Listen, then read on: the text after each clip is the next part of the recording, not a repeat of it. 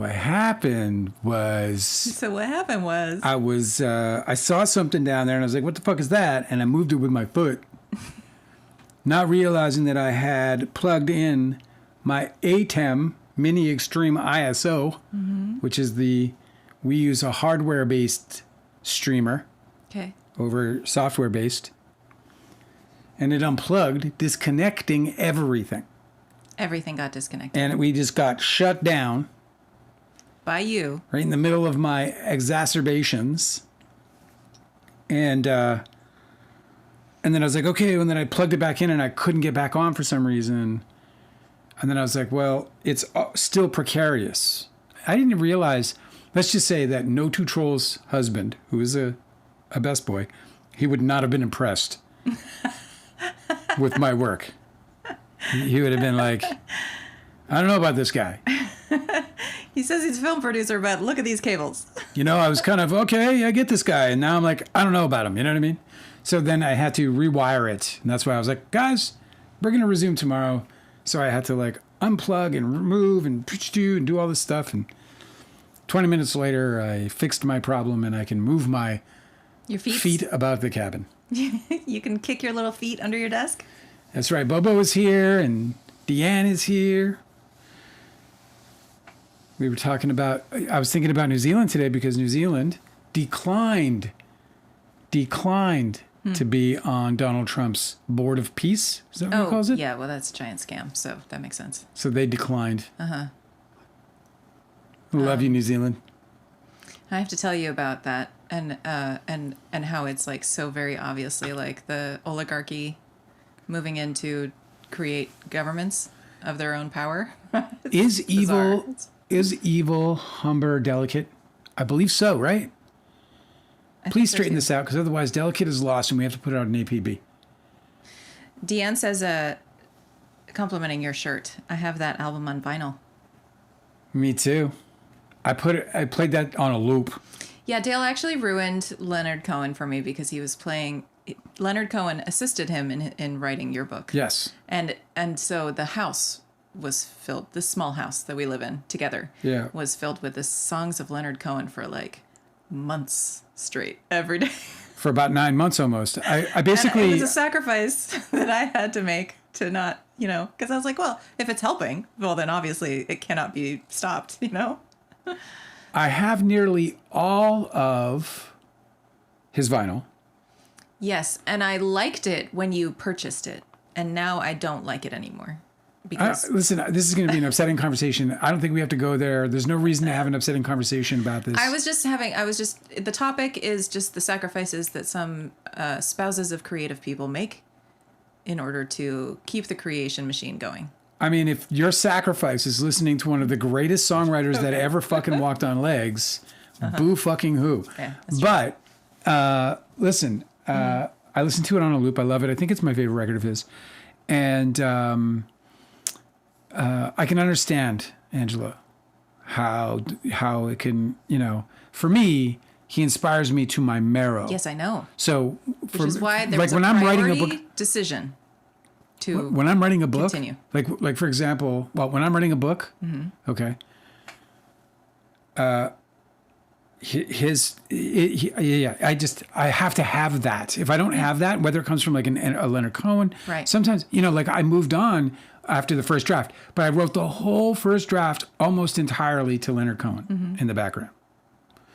The whole first draft. And the first draft was 240,000 words over about 9 months. So for 9 months, and I did it on the couch, and I played the vinyl only the whole time. Only the vinyl.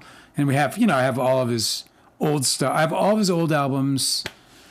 And then, of course, Evil number 1 is Delicate. Okay, good. Because it sounded like Delicate, acted like Delicate, you know what I mean? But I can't fucking see. And I didn't want to have to put out an APB. Oh, yesterday we missed the explanation of what the new username means because we were going into the chat and I was going to read and look through all of your wonderful comments yesterday when Dale shut it down. Yeah, when the Lord intervened. Yeah. I was obviously about to say something that I wouldn't be able to take back. And the Lord was like, nah. Mm-hmm. Yeah, I missed it. What's the explanation? You got to give it to me now. Okay, so we left off in the middle of this line of questioning, so I'm just going to back up just a couple pages, which is a couple pages sounds like a lot, but it's not, because they're deposition pages. Let me just say that my peppermint tea is off the fucking chain tonight. It's extra pepperminty today? I wish I could give you a sip of it. It's perfect. Oh. Yeah. Cheers. Cheers to everybody. Yeah. With Dale's peppermint tea. All right, let's get reading. This is. Should I? Yeah, I think so. I think we're ready to go. Cool. We're done talking about Leonard Cohen. If I could play Leonard Cohen now for us during the live. I'm good. Thanks. How about Neil Diamond? They're not really comparable. I sound like a boomer, right? No, Leonard Cohen is really great, but if you listen, one of the greatest ever. Listen to the same records over and over and over for months and months, it's just gonna get a little bit like, I don't like Leonard Cohen anymore. It's like 12 records just, or whatever. You know, I think that's the reason why a lot of people don't like the Beatles, is because it's just drilled into your brain constantly for decades. Because the Beatles is great, unless you've heard it a gazillion times. Go ahead. Don't feel bad though. You made a wonderful book. It's like no small. It's I told you I want a soundproof room. I want a room where I can fucking sing, bellow, where I won't bother you, and where you won't feel the need to be like, so if you do that one more time, there will be casualties. There was a point where I was like, hey, have we thought about the concept of headphones? Like, have we even considered maybe whether headphones... I can't write with headphones. No, I know. I'm going to try again very shortly, but it's a little more difficult for me to do. And by the way, I changed, like, then I went to, but I put everything on repeat. I'm not trying to like wear you down on this topic. I think Kashra is having a birthday. She is. Happy birthday, Kashra. Happy birthday. That's exciting. The Aquarian Kashra. Oh, yes. It is an amazing time for you to have. I just want to tell you that she's an Aquarius sun. Yeah. And she lurked for a long time. Oh my God. Before she came out. Yes.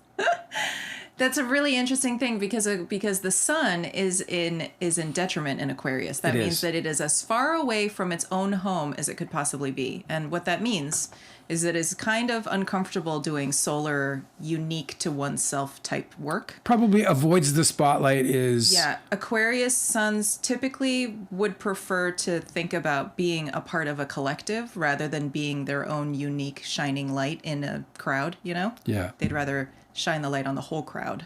That's the... What's interesting, though, is that Aquarius they're very distinct in themselves. Like, an Aquarius sun knows who they are in particular. Yeah. They're not some kind of like melded in thing. They just prefer to be with the crowd, not above it. Right. And they tend not to have this constant striving for individuality that a Leo sun, which is on the opposite side of the zodiac, what a Leo sun would do, where the sun is in its domicile. Yeah. There's a constant striving for individuality and self-determination in their creative pursuits in the world. Yeah. But Aquarius thinkers. suns tend to be like, how can I play an important role? Where is my purpose in the collective? You know? Yeah. I think it's kind of beautiful. They make great artists, especially of the kind of more solo kind, like writers, songwriters, like not like filmmakers so much. Could be, but I think there's also something to be said about how an Aquarius sun was born at a time of year where the sun where there's the least amount of light.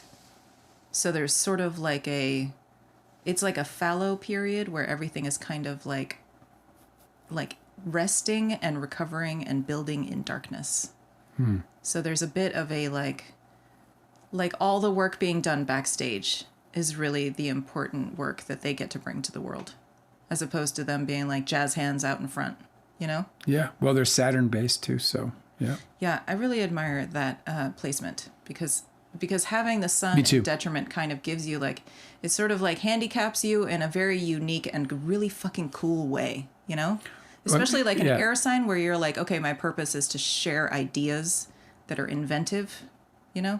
I don't know. I think that's neat. But it creates a different kind of confidence It creates like, whereas Leo have these really like outward confidence, this, where, and this like outward sort of expression of, whatever, of beauty or of, jazz hands, whatever you want to call it. Like they're, vibration, yeah. So, but Aquarians are, to me at least, I find that they're uniquely beautiful. Like think like in the Breakfast Club, the movie The Breakfast Club. Mm-hmm. Have you seen that?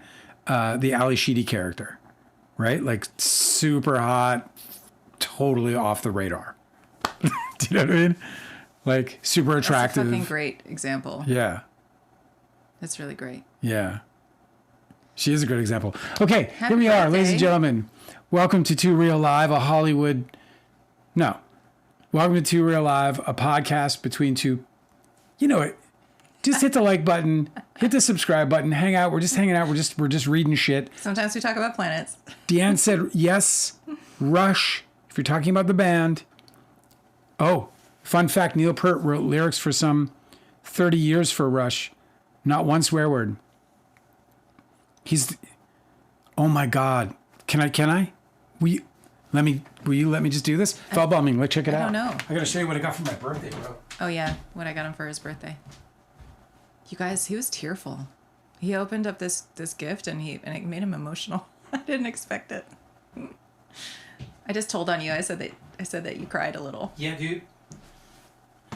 Well, listen, I might cry now. I honestly avoided this book because of how touching, how important it is to him. But this is Neil Peart's book, Ghostwriter, that I got for my fucking birthday. Can you see it in the camera? Here it is in the camera. It's a little ratty. I had to get a used copy. It's a used copy. Sorry about that. That's how we roll around here. Just as a part of my tradition around here, since I'm going to bring it into life, we're going to read the first chapter. Real quick. First chapter? No, I mean the first paragraph. Do you want to read it? Do I want to read it? Yeah. No, this is your thing. Okay. This is really beautiful. Look at that. This is written by Neil Peart. And this book he wrote, by the way, after he lost his daughter. His daughter passed away. And he went on I can't even stand it. And he went on this journey. Uh-huh. He went on this journey. He's just one of the most magnificent. I don't know if I could do this. Will you read it? Okay. Because I brought it up. I don't know. I'm going to probably get too emotional. Okay. I love him so much. Like, I just love him so much. He's like one of the most important people that ever happened to me. Like, if there's a writer who like hit me big when I was young, it was Neil Peart. Okay.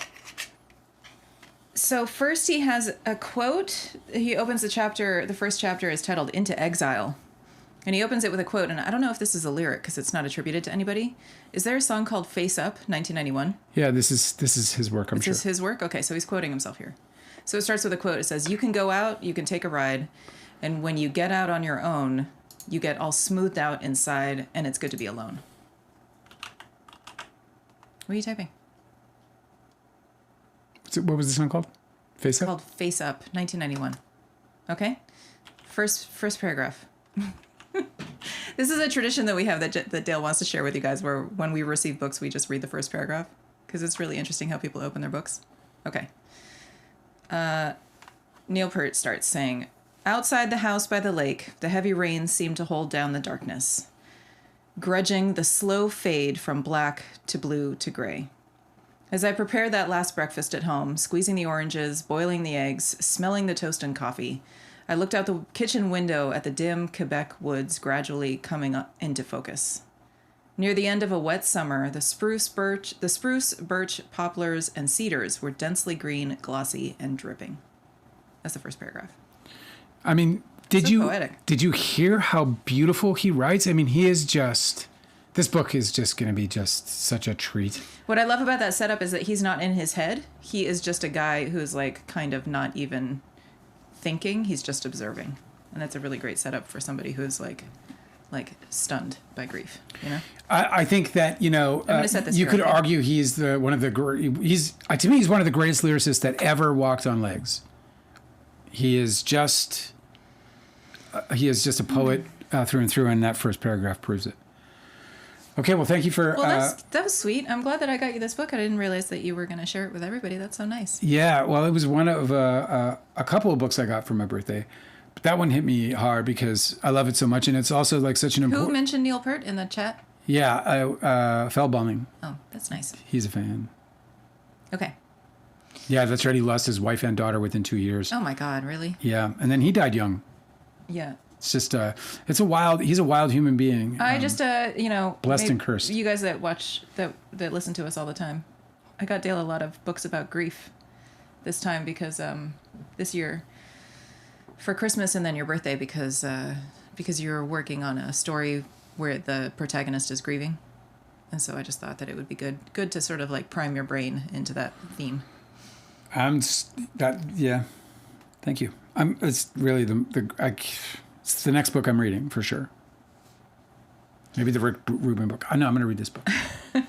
All right, guys, we're going to start now. Okay, This is continuing. Miss Shaw is the attorney for Stephanie Jones in the Jones Works lawsuit against Jennifer Abel, and she's questioning Justin Baldoni.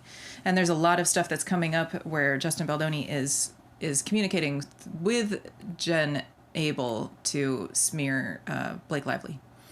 I'm going to do my best to not behave the way I behaved yesterday. No, it's so entertaining when you do, though. You shouldn't hold back. I know, but I was like stepping over everything you were saying, but I could not believe the lies that I perceived as complete and total fucking bold-faced, look you in the fucking pupils and lie going on in yesterday's reading. So if this continues, I'm already apologizing in advance. Okay, so she's asking about Exhibit 18. I'm just going to back up just a little bit just to give us context for today. Exhibit 18 is the text message thread where Justin Baldoni is communicating with his publicists, sharing an idea that he and Steve Sarowitz were discussing about creating a false narrative about Ryan Reynolds in the press, right? Where he is not only a scab who defied the strike, the writer's strike, crossed the line, but that he also is disrespectful of the female writer of the screenplay, saying that she's a feminist writer and can't handle this. Anti-feminist is what you would really try to create. Okay, so Ms. Shaw says, is this the idea from your partner, Steve Sarowitz, about flipping the narrative that you were just discussing flipping the narrative about? He said, yes, and that included flipping the script from Ryan saying, and she's reading, this is a quote, "Script was a disaster." This is Justin Baldoni being quoted. "Script was a disaster, and he saved the movie," to something about Ryan claiming the female hired was a feminist writer, didn't know how to tackle a female film, etc. Do you see that? Baldoni says yes. This idea that this was a female writer and a female film and that what Ryan Reynolds was saying was essentially misogynistic. Did that come from Steve Sarowitz? And Justin Baldoni said, "I think I said here that my partner Steve has asked about this, so I was passing that along." Ms. Shaw says, she's asking, so this idea, something about Ryan claiming... He's so fucking scummy, dude. I know. So this idea, something about Ryan claiming the female hired was a feminist writer, didn't know how to tackle a female film, etc., that came from Steve. And Justin Baldoni said, that was what was passed on to me. Question, did you use any judgment about whether or not that was a good idea before you passed it along? And Baldoni says, I think it's implied in him saying the script was a disaster, so I just passed it along. I didn't disagree with him. Question. So he's admitting to it. Yep. You didn't disagree with Mr. Sarowitz's idea. Is that what you mean? And Baldoni says, I didn't disagree with what Mr. Sarowitz was saying in terms of what Ryan was inferring when he called the script a disaster. You're a fucking loser. And I was reminding everybody yesterday that Justin Baldoni had done, he said like 15 drafts after Christy Hall had completed her part of the script. So when he's saying the script was a disaster, it's probably Justin Baldoni's drafts that they're talking about, not Christy Hall's. Okay. I bet you listen when you here's the thing about screenwriting. There comes a point when you're through your drafts where you can change something. Like sometimes I'll become hard to give notes to because a note might come that should have come if it was a note, right? Because like say this thing I've been building around a certain structure. You could give me a note. You've done it. You've given me a note, and you're like, oh, I wish I'd never given that note because I'm just it wrecks me because it'll break everything, and then you got to go back if you're doing your job correctly, and you got to rebuild everything to that new note, or you got to disregard the note. And if the person giving the note is emphatic and you agree or you even slightly agree, it'll gnaw at you. So you have to do the work. Yeah. So if he isn't somebody who is good at that, and let me tell you, it's a skill. It isn't a talent. It's a fucking skill. It is a skill to figure out, to know, to have it all branched out like a mind map almost in your brain so that you can see as soon as something happens where the ramifications of it on either side of the event that's changing. Big brain stuff for sure. Big brain stuff. So what might have turned, so just to the reason I'm bringing that up is because he might have broke the script because he was sitting there trying to like constantly, because you remember how he said that everything would be starred? Yes. Yeah, that's probably because he kept finding himself breaking the screenplay. You're saying Justin Baldoni, yeah. Yeah, so Justin Baldoni would, make a change and then realizes he's reading the new draft that it broke this, then he'd change that to unbreak that. Also, and then break another thing. Especially challenging because the scene that they're talking about is the time where Lily and Ryle meet for the first time up on a rooftop. Okay. Yeah. But in the book, there's a conversation that happens in the rooftop where we get a bunch of exposition about what Lily's been dealing with that day, where she went to her father's funeral. Right. But in the film, that had been adapted where we see all of that. Yeah. So there's no reason for her to say that anymore, or else it would be redundant for the audience, right? So if we had experienced what she experienced and then she's telling the story, it would be redundant. So they had to change a lot from the book because they just wanted to show the funeral that she's just talking about in that scene. I wasn't a big fan of that adaptation, by the way. Huh? I wasn't a big fan of that as an adaptation goes, of them doing the father's funeral. Oh yeah, I know. I don't know. We just this month we got the screenplay, so I'm very curious because I listened to the audiobook of the book. Yeah, I might do a notes I have session. the book, and now I have the screenplay, and so it'd be interesting to compare the adaptation. Yeah, I also might just do a notes session on the script. Yeah, that'd be great. Okay, let me Figuring that continue. Okay. Question: You didn't disagree with Mr. Sarowitz's idea? Is that what you mean? And Baldoni says, I didn't disagree with what Mr. Sarowitz was saying in terms of what Ryan was inferring when he called the script a disaster. And Ms. Shaw is asking, meaning that Ryan was essentially acting misogynistically? And Baldoni says, one could infer if he's saying the script was a disaster. Like you're giving yourself permission to create a lie. Nobody could infer that. Nobody would infer that. Nobody would infer that. Nobody, no right-minded man, no right-minded human being would immediately infer, oh. I mean, because a woman wrote it? Nobody's thinking about that. Okay. Women can't be given notes? Well, that's the most weird. insane thing. Okay, so thing. Ms. Shaw is asking, and one could infer that simply from the fact that it was a female writer who wrote the script? And Baldoni says, and a female author, female writer, and yeah. Question: Did you rewrite any portions of the script that the female scriptwriter wrote? And Baldoni says, did I rewrite any portions of the script? Along with Miss Lively, I did, yes.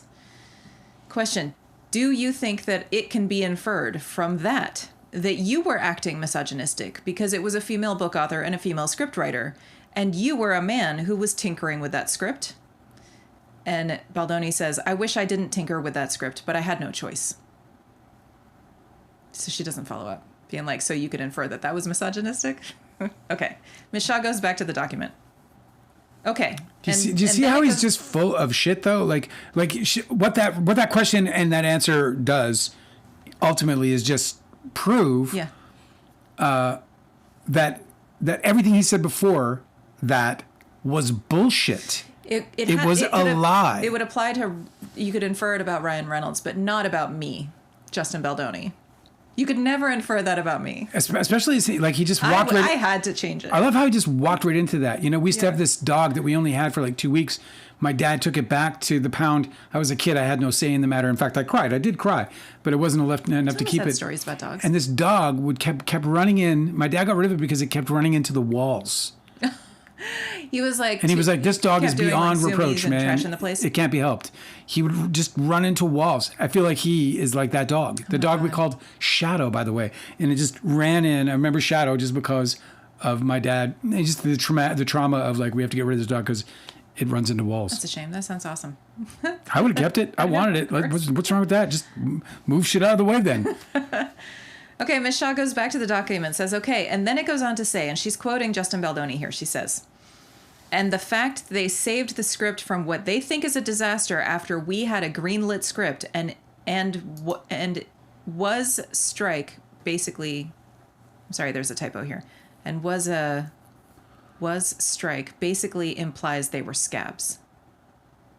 Yeah, okay. The So stenographer struggled with this. Yeah. This is Exhibit 18 that they're talking about. Yeah, I'm not sure what it is. so basically what he's saying WGA is that they already had a script. It's a WGA strike. Okay. They had right, and they had the script. They had What an the approved script. They stenographer had a wrote green. down was WAS, so I didn't know how to read it. Let me just reread that. It's so funny because on the one hand you have him, Justin Baldoni, talking about a greenlit script, and that he shouldn't, Ryan Reynolds shouldn't have tinkered with it, let alone during a strike. And that by doing so, he then would be a scab because he's... It's such projection, though, because the only person that he ever complains about delaying production because of the strike is Blake Lively when he is trying to cross the strike picket lines and she refuses to. Where I was going on it was just this whole thing about how Blake Lively was like, so then this fucker rewrites the fucking script and hands it to me. It's not the one I signed off on. That's right. And now I got to deal with that because no, he's talking it's a about different movie how now. it's a greenlit script. How dare you? Right. So now he's protecting, like, he, on the one hand, is protecting the script's integrity here, but completely compromising it before he even has a conversation with the star who signed on to a shooting draft. Okay, so Ms. Shaw is quoting him. I'm just going to back up because I... Cosmic Urge says, Baldoni again, now you're just trolling me. We're literally just reading through the depositions. Until it's through. Okay. Yeah. Can I continue? Yeah. Okay. Baldoni is being quoted here on his text message thread by the lawyer, okay? Yeah. So it says, and the fact that they saved the script from what they think is a disaster after we had a greenlit script and was a WGA strike basically implies they were scabs. Do you see that? He said, yes. And Ms. Shaw continues, she says, and then if you flip the page, you write, and she's quoting, which we should 100% lead them to. Do you see that? Wow. And he said, yes. And Ms. Shaw says... You are just a piece of trash. Ms. Shaw says, that last part. Let's talk about it. In quotes, which we should 100% lead them to. Yeah. Was that your idea, or were you still relaying what Steve meant? Oh. And Baldoni says, I don't know.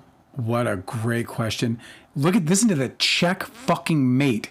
I don't know. Yeah, he can't slip out of this, dude. He wrote this to his publicist. He's directing them to smear And it's Ryan not Reynolds the in fucking press. first time. He wants to know, know. you can bury her. Okay, so Ms. She Shaw can be says, buried. when you said, in quotes, which we should 100% lead them to, do you mean lead reporters to? And Baldoni says, I actually don't know what I mean here. Oh, no, you don't. You're a liar Ms. again. Shaw says- Here he goes lying again. Ms. Shaw says, It's fucking ridiculous. Ms. Shaw says, what is your best guess? And he said, I don't know. She says, no idea? And he said, I don't know what I meant. You're a liar. So she continues, okay, and then you write, and she's quoting Baldoni, it's a man coming in to say, this female writer sucks, and I need to save it. Let him drown in his own pool. Do you see that? She says. He said, yes. Question, is that the sum and substance of the idea that you were relating? And Baldoni says, which part, the pool part or the other part? She said, all of it. Baldoni says, it seems to be that way, yes. In other words, this is something that he created. Like, he came out with a story about this in the first place. This was not something that we came out with and wanted to talk about. What? Who's he talking about? Who's the he in the conversation? Ryan Reynolds. Okay. Baldoni says, in other words, this is something that he created. Like, he came out with a story about this in the first place. This was not something that we came out with and wanted to talk about. So why are you telling your publicist about it? You're a liar. He's a liar. Why are you saying this is 100% something we should lead them to? He is continuously bold-faced lying. This Baha'i faith, Mr. fucking religion, Mr. fucking truth, he's a liar. That is a bold-faced lie. The lawyer knows it. Yeah. Jurors will know it. He's lying. Okay. And Ms. Shaw continues. She goes, okay. And are you essentially saying here that because he came out with this story, let's flip it against him and make him look like a misogynist? And Baldoni says, I think those are your words. And Ms. Shaw says, I'm asking if you agree with that interpretation and that idea. And Baldoni says, I don't believe I do. Ms. Shaw says, you don't think that the idea that Mr. Sarowitz was relaying because they came out with this story, let's flip it against them and essentially make Ryan look like a misogynist? And Baldoni says, I don't believe we had to make Ryan look like a misogynist. You're a lying I don't fucking believe piece of we shit. had to make Ryan look like Just like they don't have to make you out to be a liar. Just like they don't have to make you out to be a liar because you are a bold-faced fucking liar. Ms. Shaw says, that wasn't my question. And Exactly. Baldoni says, that was my answer. Yeah, he's such a tough guy. Ms. Shaw says, okay, do you disagree? With low bone density. Do you disagree with the interpretation that the idea that Mr. Sarowitz was relaying was because Ryan had come out with a story about rewriting that scene? You should use his words against him and make him look like a misogynist? And Baldoni says, I disagree with what you said because I don't know of a story that came out about Ryan rewriting a scene. Ms. Shaw says, what basis did you have to believe at the time that Ryan Reynolds had actually said the things that you were being reported about here that you're discussing? And he said, I'm not sure. Ms. Shaw continues, she goes, you can't remember what basis you had to think that he actually said these things? And Baldoni says, I believe there were many articles that were coming out about how he saved the movie. Do you believe that the press is always accurate? And Baldoni says, are you asking me now or then? And Ms. Shaw says, both. Baldoni says, I think as I sit here today, the press is very inaccurate oftentimes. I think at the time, I might have had a more optimistic view of the press. Ms. Shaw says, did you essentially take those articles at their word? He said, I don't know. She says, okay, other than the reporting that was going on at the time about what Mr. Reynolds or Ms. Lively had said Did you reach out to Ryan Reynolds? Like, where's that question? Did you reach out to Ryan Reynolds or Blake Lively and ask them to comment on what this meant? No, he clearly didn't because he was so scared. No, I mean, it's a question worth asking, though. Of course he didn't. Okay, Ms. Shaw continues, other than the reporting that was going on at the time about what Mr. Reynolds or Ms. Lively had said about this, do you have any other basis to understand what they had actually said? And he said, I'm not sure. She goes, okay, was this also part of the scenario planning that you were discussing? And he said, I am unsure. Question, how does flipping the narrative in the way that is suggested here reconcile with the view that you should be putting out only positive stories? Sir. Baldoni says, because it has to do with a defensive measure. So you're a lie. You're just a fucking... No, he's admitting to creating a smear campaign. He is, yeah. In advance of them doing anything. Is that what he just said? He said, because it has to do with a defensive measure. So if we're talking about something that was an offensive measure, then flipping an existing narrative would not be us doing anything offensively. It would be us defending. And again, this was me. No, it's you lying. And this was me passing something on. Oh, you're such a fucking... This guy, dude. The lies that he could... What's so interesting about what you're reading is you can hear him rationalizing it. Going through his process of rationalizing... I wasn't what is attacking ultimately... him. I was defending against something that wasn't happening to me. You hit me first. But they didn't. They didn't. No. Okay, question. Do you recall testifying earlier about whether Melissa Nathan had ever encouraged you to leave Jones Works with Jen Abel when Jen Abel left? And Baldoni said, at this point, I remember some of that, and I would love for you to refresh my memory more. Ms. Shaw says, sure. I'm handing you what has been marked as Exhibit 19. It is a text thread between Melissa Nathan and Jen Abel dated August 19th, 2024. So that's 10 days after the premiere. And I just want you to read the first page, if you will. You can read the rest of it, but I'm going to ask you about the first page. At the top, Melissa writes, and she's reading, this is a quote, just had a nice conversation with Justin, just him and me. I explained to him a few things. Ms. Shaw says, and then she goes on to explain what she explained to you. And then she says, and she's reading, this is a quote, I ended it with, and I'm just going to step out of line before I go to bed and tell you, Jen is amazing. She's so loyal. She loves you so much, and you have to go with her. And he was like, oh my God, of course I'm going with her. Do you see that? And he said, I do. Do you remember having that conversation with Melissa Nathan? And Baldoni says, very vaguely. What do you remember about that conversation? Justin Baldoni says, I remember it was mostly about, like, I was thinking she had had a conversation with Leslie Sloan, which I found shocking because I just found it very surprising. And she said it was actually, I think she said it was a nice conversation and then I just remember a brief exchange at the very end, but I wouldn't characterize it the way she is saying it. Ms. Shaw is asking, how do you remember that part differently? And Baldoni says, I remember her saying how much Jen cares about me, but I don't remember her ever saying you have to go with her or egging me on or anything like that because I was already planning on following her wherever she was going. So there was no like this. It's because he's such a fool. So there was no like this, if I may, this to me looks more of what I've seen you show me, which is like an exaggeration or inflation of conversations. Maybe her trying to like show Jen she has her back. I don't know. But that wasn't what the conversation was exactly. Did you hear what he just said there? In that answer, he basically said, I don't trust that anything you're telling me is reasonable or is leveled. Yeah, he's also saying that Melissa Nathan is dishonest about characterizing his conversations with her. But, yeah. You know, he totally trusts her. It's like I said, it's like, you know, you're... Ms. Shaw says, okay, we discussed this a little bit earlier, but what was behind your decision to leave with Jen Abel when Jen left Jones Works? And Baldoni says, it wasn't any one thing. I think the major thing, it would have been like if I was at William Morris, maybe I should use a different agency. If I was at an agency and I had an agent for 4 years or 5 years and I talked to that agent every day and that agent was soliciting work for me and the agent called me and said, hey, I'm going to a different agency, my loyalty would be with the agent that I had built the relationship with versus the agency. And that's how I viewed the situation with Jen and Stephanie Jones. Even if I had a great relationship with the owner of the agency, my day-to-day relationship was with Jen Abel. It's reasonable. Yes, that's very typical.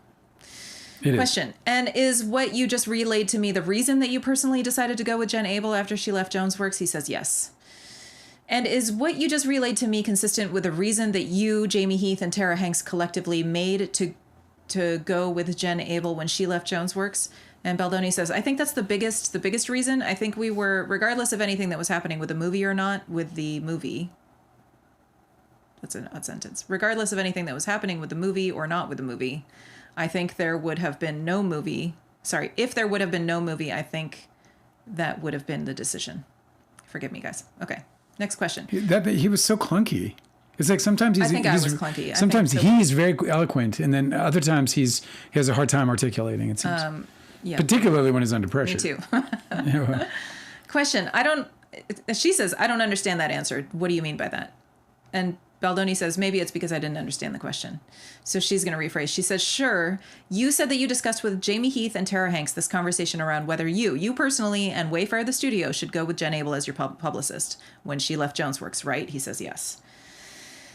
And the three of you collectively made a decision around what to do, right? He said, yes. Is what you just described to me that you felt, you know, a loyalty to your relationship with Jen as your agent versus the owner of the agency?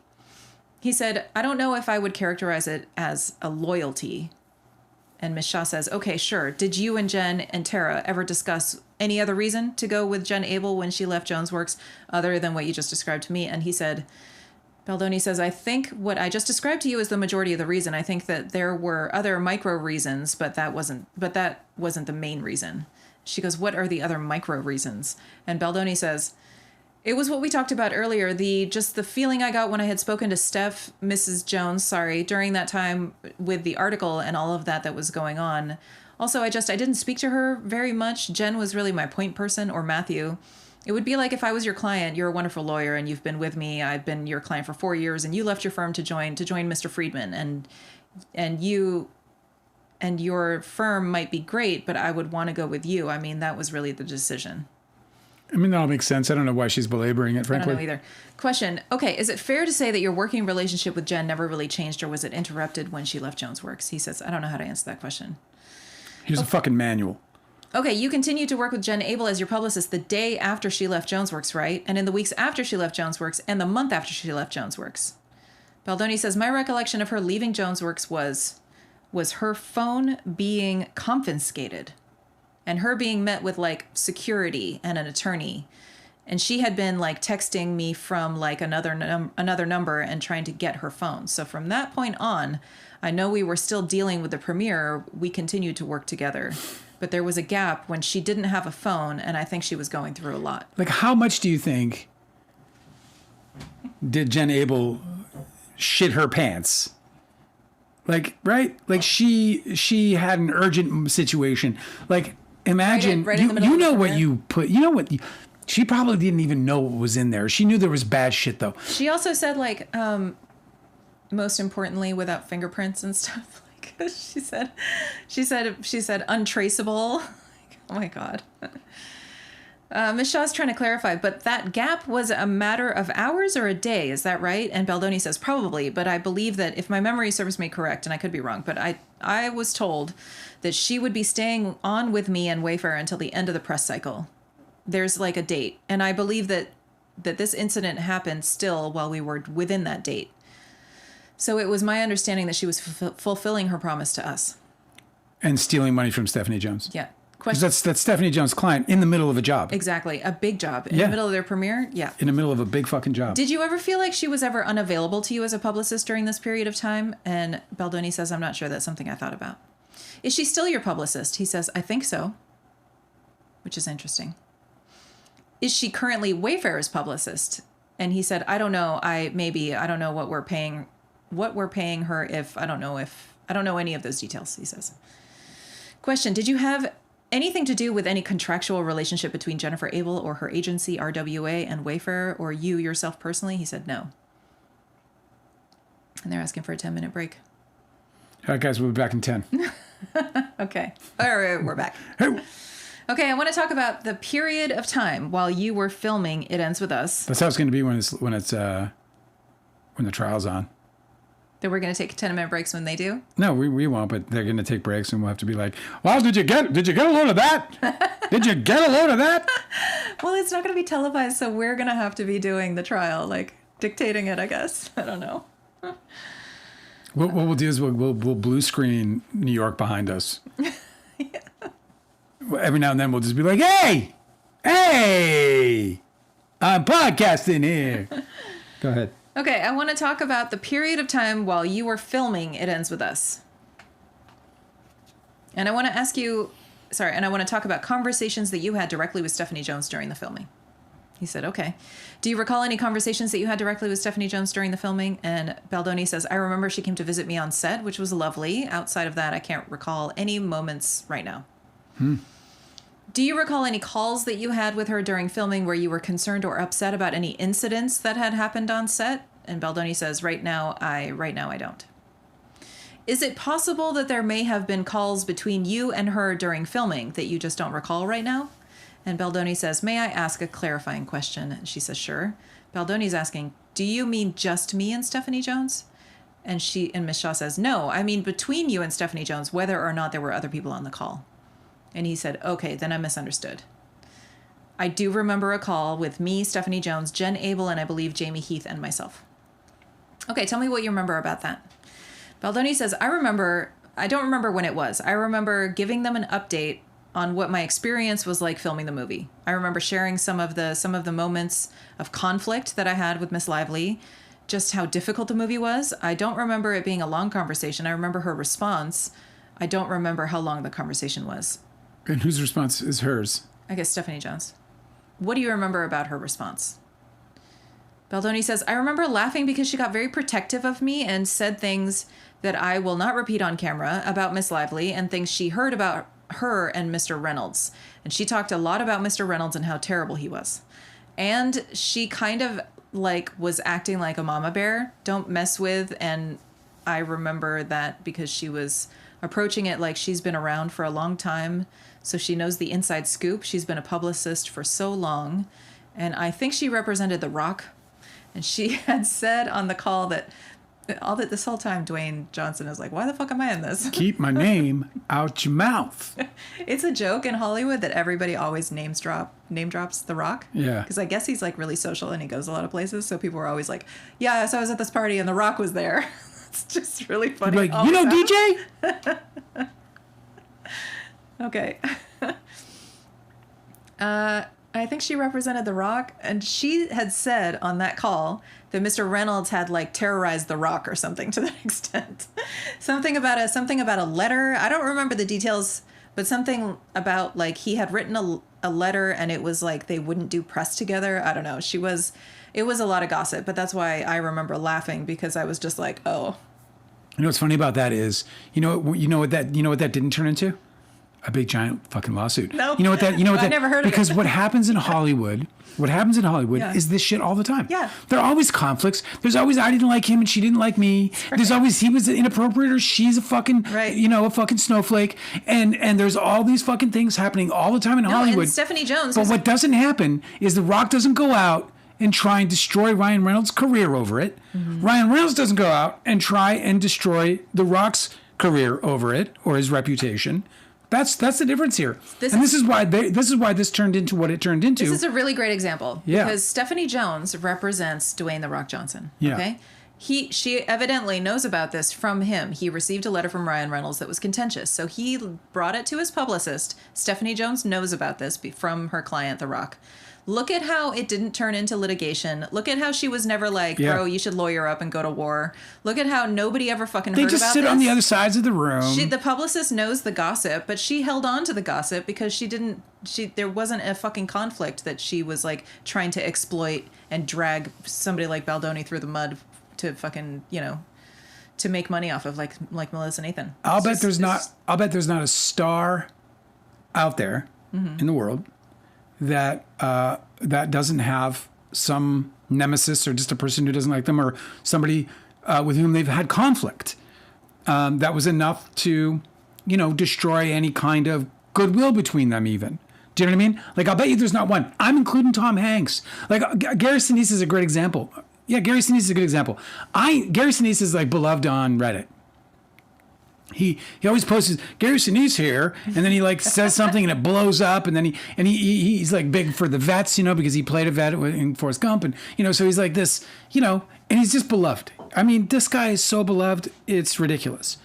And I knew somebody who worked with him for a very long time on that series, and they were like, this guy, he was an asshole to them. Oh, really? Gary Sinise was an asshole? Yes. Now I don't know how true it is, and it doesn't matter.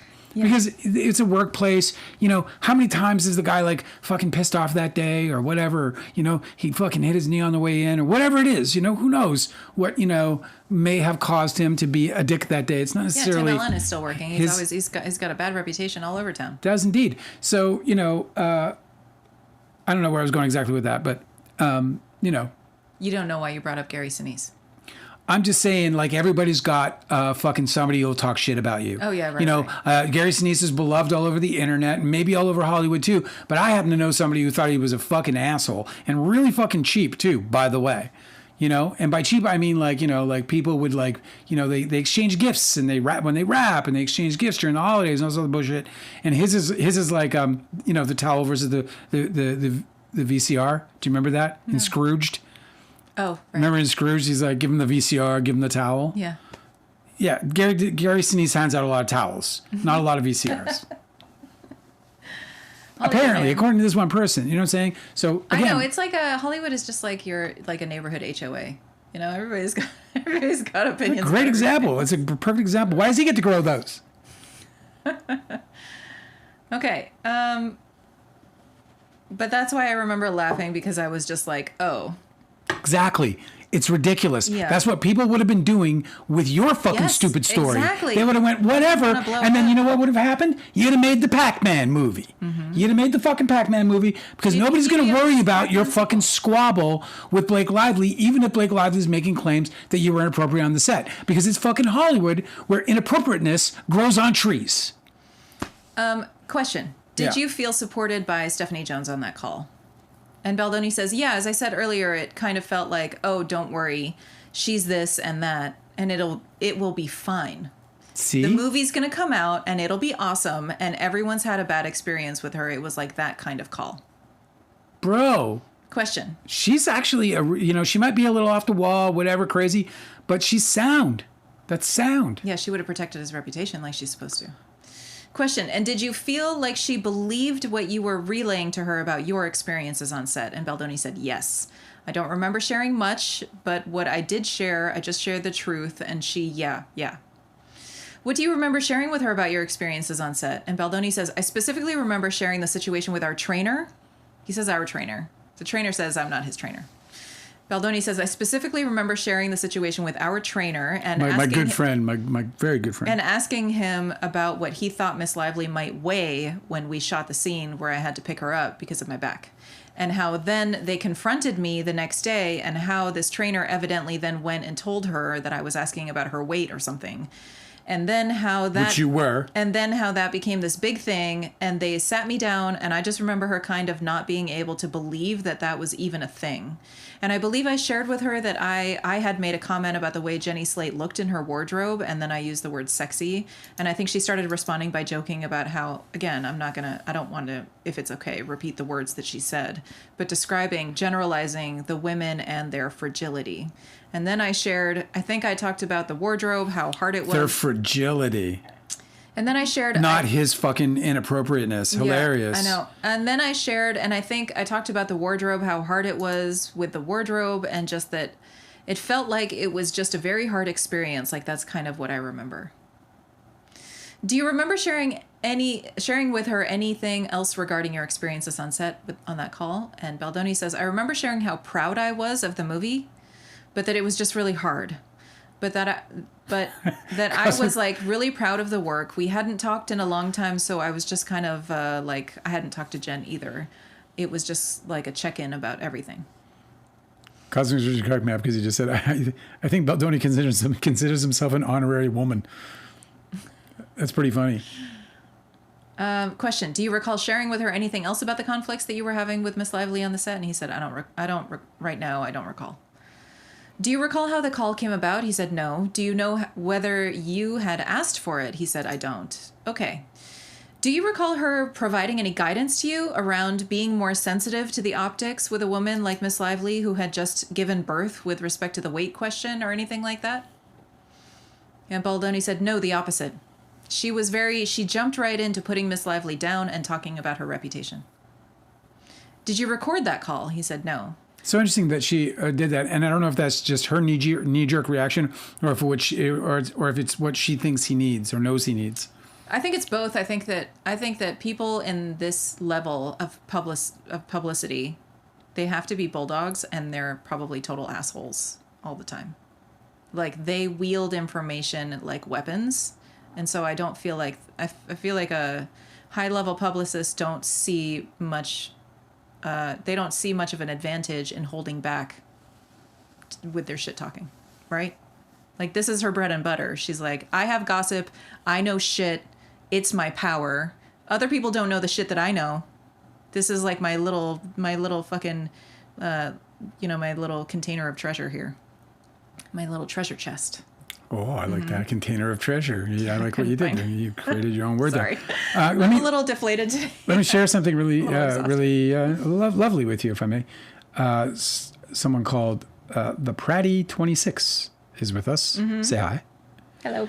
Angela and Dale, I am so glad I found your channel in a sea of misogyny slop. Yours has been a shelter. So glad to be catching your live tonight. I've been catching up with your previous lives. Well, we're so happy to have you. Fantastic. And I know everyone is here. We'll be happy to have you and hang out with you as well, because we're all so fucking tired of the misogyny and the racism. Oh, I know. It's just so fucking tedious, dude. It's so, like, unhelpful. That's fucking nonsense. One of the things that I felt like was really clarifying about helping Dale with his fight to free Don's Plum, right? Free Don's Plum. Which is all, you wrote about that in your book. I did. I wrote about it in this book here called Too Real, a Hollywood memoir, starring Leonardo DiCaprio and Tobey Maguire. Starring. That's funny. One of the things that was so clarifying about this fight that you had is that it's really, really easy to side with creators over destroyers. Yeah.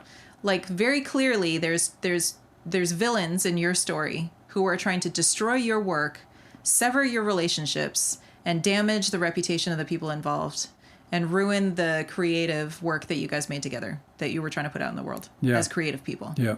They're destroyers. Yes. They're not creating anything worthwhile or beneficial whatsoever in any of their activities. They burn down their own however, work. have been fighting for your art and the art that you made with dozens of other people when you made that film. And you still are, and they deserve to benefit and profit off of the sales of that film. Should have never been blocked. You never agreed to it. Somebody is stealing that money right now as we speak. You are a creator, right? You're trying to provide. You're trying to share with the world your art, and you're trying to provide for the people that help make it. So it's like, it's so easy. It's such a clear divide, and it's so simple to understand which side to be on. Like, yes, side with the creators. You never want to side with the destroyers because they don't get you anything. They don't make anything. They don't do anything. They don't provide anything. They don't share anything. They don't improve anything. They just destroy. So true. And that's like, that's how I feel about this Blake Lively versus Baldoni situation. It's like, he is not trying to create. He is conspiring with people who want to destroy and put down and divide and damage. You know? Yeah. It's easy which side to be on. It's easy to figure that out. And that's why we're here. Well said. Okay. Next question. Do you recall Stephanie Jones providing any guidance to you around being more sensitive to the optics with a woman like Miss Lively who had just given birth with respect to the weight question or anything like that? And Baldoni says, no, the opposite. She jumped right into putting Miss Lively down and talking about her reputation. She's asking, did you record the call? He said, no. Do you know if Jamie recorded that call? He says, I don't. Do you know if Jen Abel recorded that call? He said, I don't. Next question. Do you think she had any reason to disbelieve what you were telling her on that call? And Baldoni says, I can't speak to what she might believe or not believe. Question. Do you recall whether or not she had recently had major surgery within the week or two before the call? And Baldoni says, I remember her having surgery, and I don't remember what the surgery was, but anytime someone in my life has a surgery, I would always reach out, and I'm very into like health, and I have a health coach or had, and biohacking and things. So I think I probably reached out and offered if there was any way I could be of service to her. Spinal injections? Yeah. Question. Do you recall any urgency around getting on the phone with her from your side to discuss these issues with her? And Baldoni says, like I said, I don't really remember the context or when the call was or anything like that.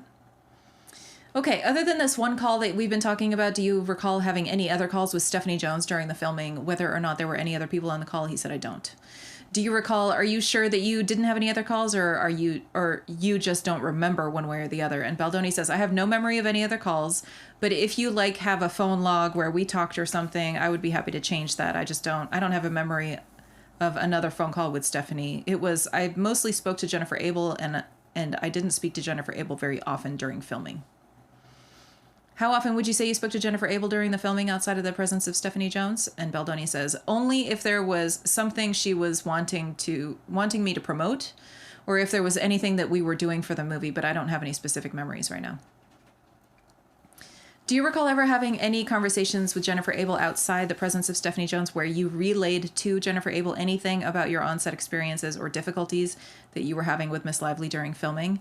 And he said, I don't remember. I feel left out of the note-taking. And she goes, sorry? He said, I'm just joking. I guess there's a bunch of notes being scribbled down.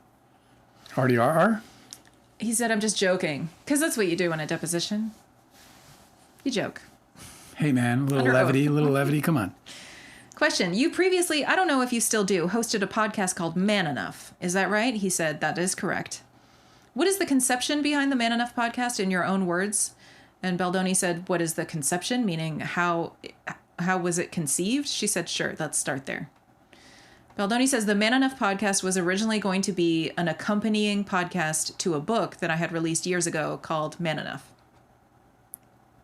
Kind of like Too Real. Too Real, a Hollywood memoir. Is a book. Starring Leonardo DiCaprio and Tobey Maguire. And what was that book about? And Baldoni says, the book was about my own journey to redefine and undefine what masculinity was for myself. And can you describe that journey for me briefly here?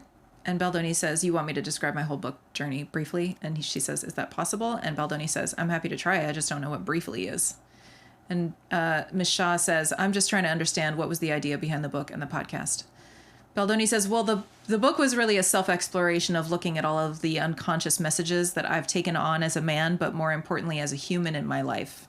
All the mistakes I've made, the social constructs and kind of invisible scripts that I maybe have been living by that I wasn't even aware of, and putting them in a form that I was hopeful could help other men. And the podcast, I think, was, to answer your question, was a way to have a conversation around those same topics that oftentimes were uncomfortable so that we could have something for men outside of the book. Did the book or the podcast deal Sounds like a dying idea anyway. Like, it just sounds like, how can you keep going with that? Like, you know, when we were thinking about, you know, doing this, I was like, well, topically, I want to do something like kind of, you know, that lasts forever. Like, I don't know. It just seems like that could just turn into a broken record after a couple of seasons. It's tough. I don't know exactly what his niche is, because people who are living in toxic masculinity aren't seeking out podcasts from people who are into like energy healing to talk to them about their toxic masculinity. And I think his audience was largely women. Yeah. So it's probably a lot of people, a lot of women who are trying to get some hope out of it, you know, that maybe their guy can, or, you know, ways in which they can nudge their guy toward being, you know, less of a threat to them or whatever. Maybe. Question: did the book or the podcast deal with notions of toxic masculinity? Was that part of it? And Baldoni says, I actually say in the book that I don't like to use the phrase toxic masculinity, so I will answer your question no, but I think that would be more of a perception based on who was listening. Ms. Shaw asks, what phrase do you prefer than toxic masculinity, or would you not like using that phrase? Bad boy. Question: as I wrote about, I think that the phrase toxic masculinity was inherently divisive. I believed it became political and a lot of men felt attacked by the use of the word, and I didn't feel that it made any sense to use a term that would immediately make men defensive, especially because those were the very men that I wanted to reach. And I also don't believe that masculinity is inherently toxic. I never have. I was very proud to be a man. He doesn't understand the fucking term. No, I don't think so. I never felt like Just listen to the stupidity behind that. It's okay. It's whatever. I never felt like I needed to apologize for being a man, and I know that that was something that was going around a lot with the phrase toxic masculinity. And that said, there were a lot of people that maybe kind of lumped in this idea that because I was doing a podcast and writing a book about masculinity, that I was saying that masculinity was toxic. But generally, those were people that didn't read my book or listen to the podcast. I just wanted to help men and help men embrace all the parts of them that made them human. And that also means the stuff that sucks and that you never want to look at and that maybe you've been hiding or you don't realize you're hiding. He's always looking out for the dudes. And it was just about confronting those parts of ourselves and just holding ourselves accountable to try to be better men. Accountable. Accountable. Keyword. Yes. Male Oprah said cosmic. He said, I'm sorry, that wasn't very brief. She said, that's all right, and you'll forgive me if I'm using the wrong terminology around this stuff, but feel free to use whatever you think are the appropriate words. But you said, when you said the stuff that sucks that you never want to look at, or maybe you've been hiding, or you don't even realize you've been hiding, can you give me some examples of that kind of stuff you're talking about? And Baldoni says, sure. I mean, a lot of men deal with shame. A lot of men, suicide among men is increasing yearly, and many more men take their own lives than women. And there is a belief in, and I don't say this as an expert, this is just from my own research and experience, there's a belief in this specific word that this happens because, there's a belief in this specific world that this happens because men don't have a support system, because men have been taught to not share their pain and their trauma because it's oftentimes used against them and weaponized against them by both men and women. So an example would be a man that was abused as a child who never spoke to anybody about it. In this case, I'll give you an example of a man who was maybe abused by an older man, but this man identifies as being heterosexual. But because he was abused by an older man, struggles with the abuse itself and being taken advantage of, but also the fact that he was abused by a man, he's also questioning his sexuality or his gender. And also there's a preconceived notion that as a man, you don't want to go to therapy because it makes you less of a man. So perhaps this man didn't get the help that he needed, and he was, as we say, suffering in silence, and he didn't know who to reach out to. And instead, that man took out all of his feelings of shame and unworthiness and confusion about what happened to him and blamed himself and would take that out on other people. Maybe other men, maybe other women, maybe this man himself became an abuser. And the whole idea is that this is something that as a man you would find embarrassing and shameful because it's not something that is socially accepted or acceptable to talk about. So the hope was to normalize getting the help you need, to normalize vulnerability, let men know they're not alone, and that there is all kinds of examples of these types of things. I'm happy to name another one if you want me to. And again, this is just a hypothetical man. And many of these men end up eventually taking their own lives, and that breaks my heart, and hurting women in the process, which also breaks my heart. Fuck. Question. Did any of your work on the podcast or in this book around this idea of man enough have to do with gender norms or gender relations as between men and women? And Baldoni says, I mean, I think the entire book was inherently about gender and masculinity specifically. But as I said in the book, I'm not an expert, and the book was much more my personal journey in trying to use as many anecdotes and stories that I could find in my life to point men to a direction of maybe them being able to look at themselves. I'm sure some of that was discussed either on the podcast or in the book as just, it's like, this is a large conversation. And my book was meant to just be a tiny little piece of a personal journey mostly meant for men. But as we know, many women read it and gave it to their men. Question. Have you seen reporting around you that identifies you as an ally of women or a feminist ally? And he said, I would say so, yeah. Do you believe yourself to be an ally of women or a feminist ally? And he said, I certainly have attempted to be. I mean, what a fucking... Question. Can you believe this guy saying this after allowing the tirade against... You're sitting in a deposition for a lawsuit in which you are... accused of not just sexual harassment, but the retaliation, of course, being the worst part of it. I have attempted to be. I certainly have attempted to be. Okay. Question. You're aware of the Me Too movement, I'm assuming? He said, I am. Are you aware of an idea that came out of the Me Too movement that one should believe women when they speak out about misconduct against them? He said, yes, I'm aware. Do you agree with that idea? And Baldoni says, I think that is a very nuanced question that I can't give a yes or no answer to. Oh, you already have. You already have. I hope she busts it out. Are you aware of something called the He Too movement? And he said, no, but I could imagine what it is. She said, Ms. Shaw is asking, it's essentially a response to the Me Too movement about men who believe they've been falsely accused by women of misconduct. The witness says... Baldoni says, oh, then I know. I don't know what that is. Okay, what did you think it was? Baldoni says, I actually thought it was like him too. Like he also has been sexually harassed or sexually assaulted. Because oftentimes people think men can't be sexually harassed or assaulted and that it's only women. But I think that if we're talking about equality, it's important to create room for men to be able to share their experience of sexual harassment or assault. Because I believe 1 in 5 men have been sexually assaulted, which is a pretty big number. But again, one of them was Terry Crews. But again, not as an expert, just something that I've read. So that's what I thought you were meaning by him too. Question. Are you aware of, or have you been following a lot of the commentary about you on social media since this lawsuit began in general? And Baldoni says, I've had very long breaks where I didn't. And then there have been times I feel like I need to know what's happening and I go look. Unfortunately, people don't necessarily respect boundaries and people send me lots of stuff. So I have to constantly ask people to not send me things, but there have been many months where I have not been following. And then there's been months where I have. Question. Have you seen that online, at least, you've become, in certain circles, kind of a hero or a figurehead of the MAGA movement? And congratulations! And Baldoni says, no. The company we keep. He says, no, I don't mean to laugh, but She says, you've not seen anything like that? And Baldoni says, no, I didn't. I didn't know where you were going with that, but I didn't think you were going with that. She goes, all right, I'm not going to ask you about your political affiliations. And he says, I don't have a red hat.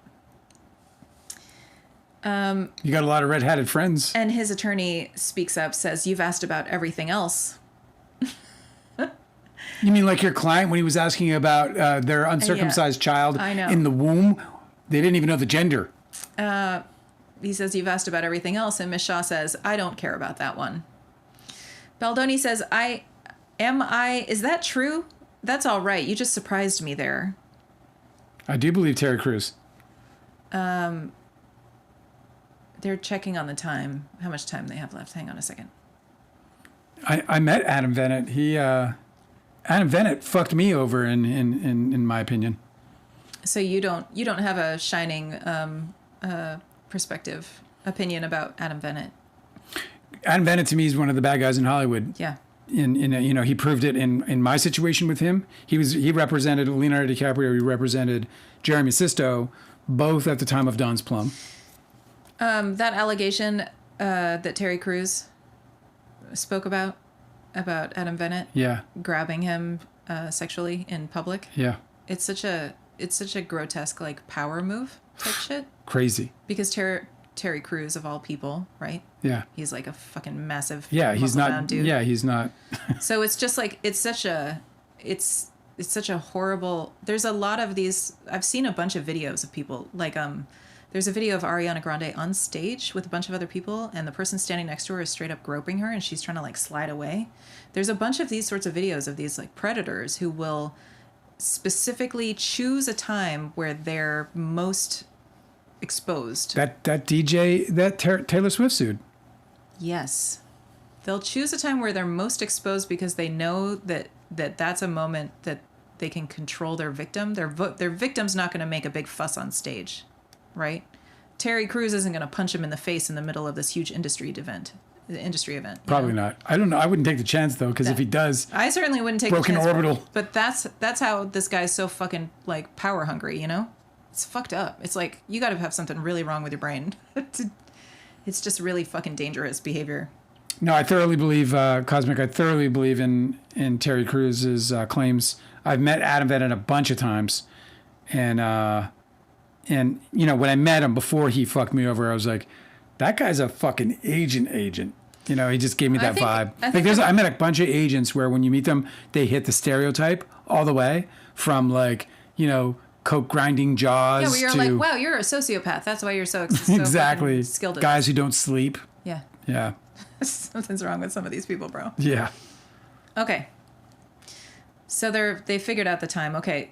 Next question. So you've not seen the legions of MAGA supporters who have come out in support of you on social media? And he says, no. Shaw says, Baldoni continues, that's very surprising.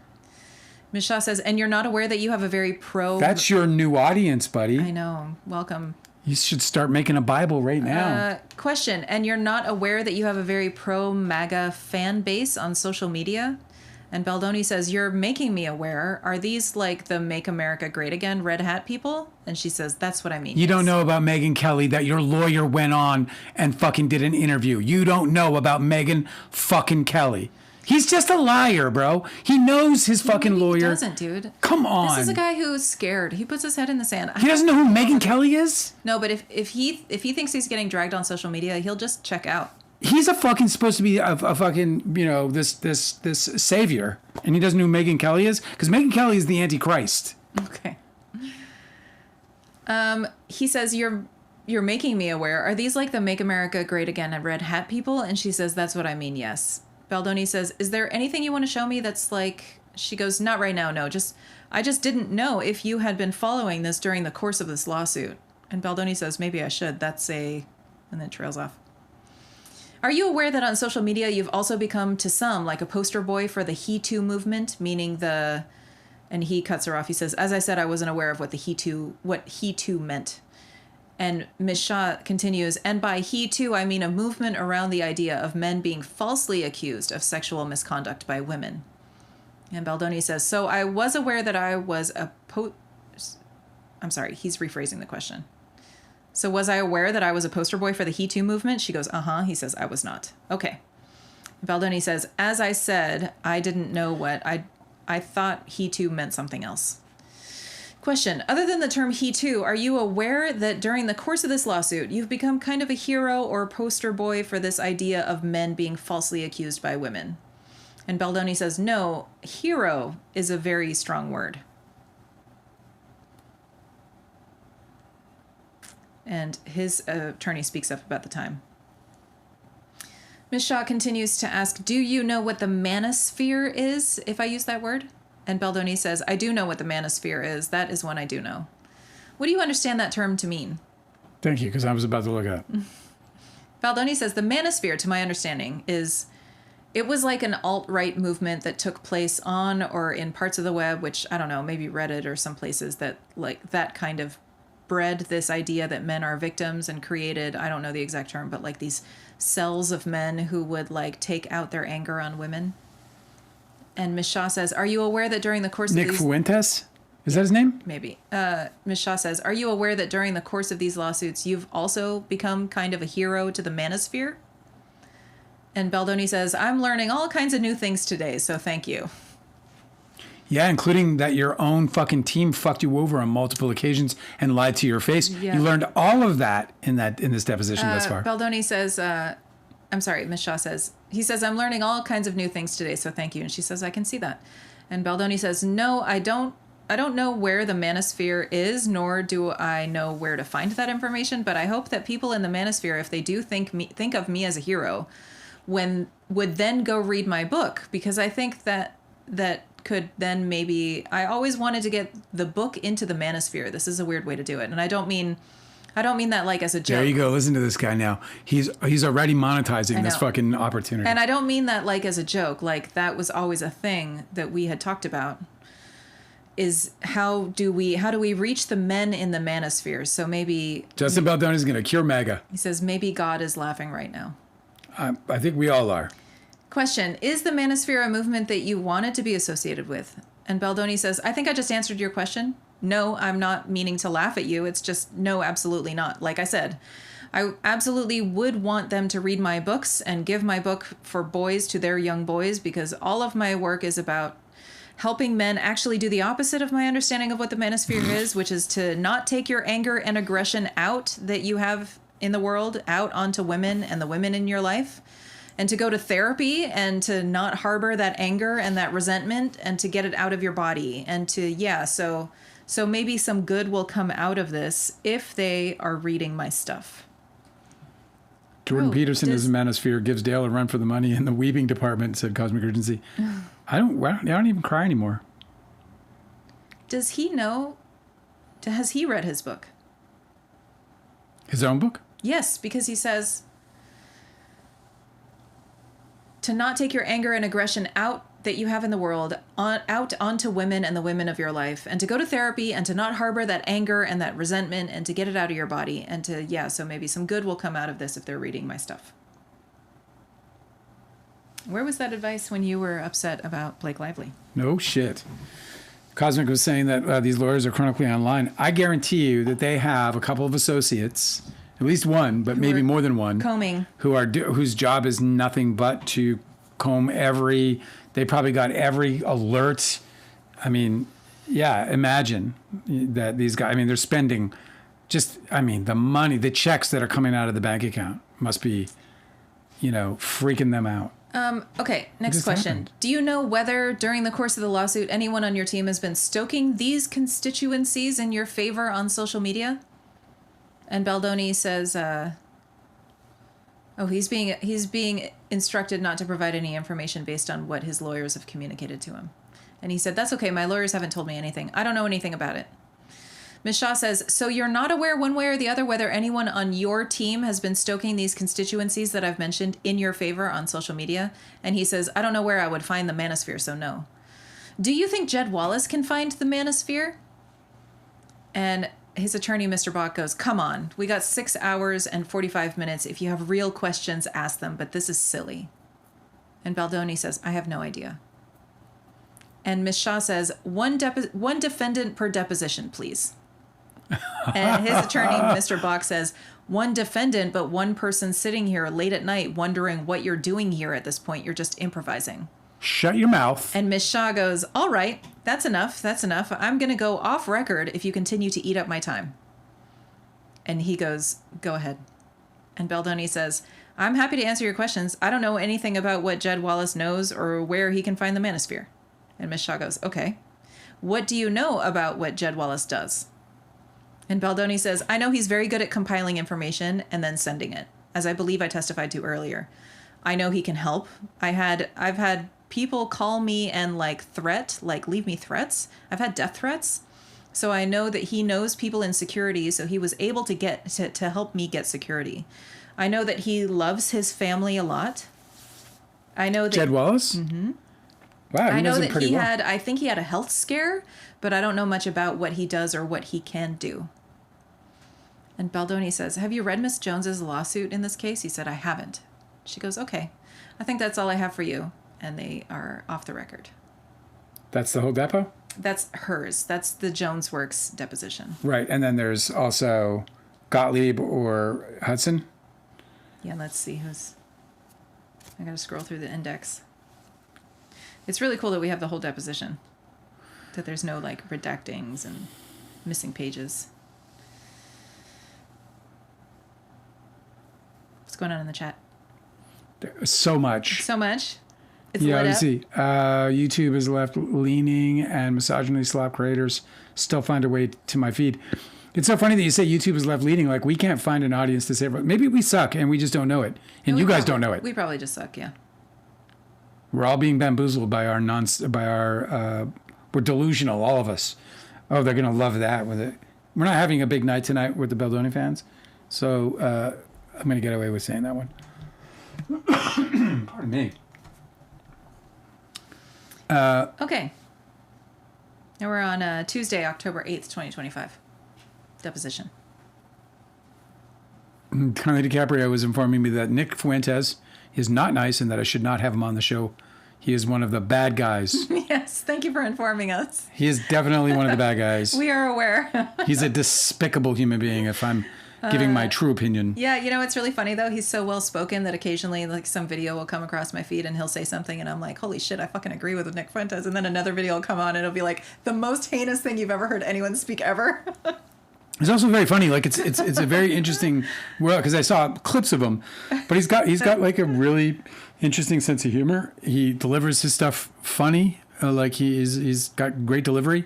It's understandable that he has an audience, or that No, he's it's found. like every time you've ever heard like Rush Limbaugh, where you're like, holy shit, this guy's really good at what he does. It's a shame that he's using his gifts for evil instead of good, you know? That's how I feel about fucking Andy Signor. I feel like he sold his soul to the devil. I know, he used to just make really cool videos about movies. And now I don't know what the fuck he does. Now he's just a hater. Okay, so this deposition is taking place in Los Angeles. Century Park East. Is that where your depositions were? Yes. The court reporters?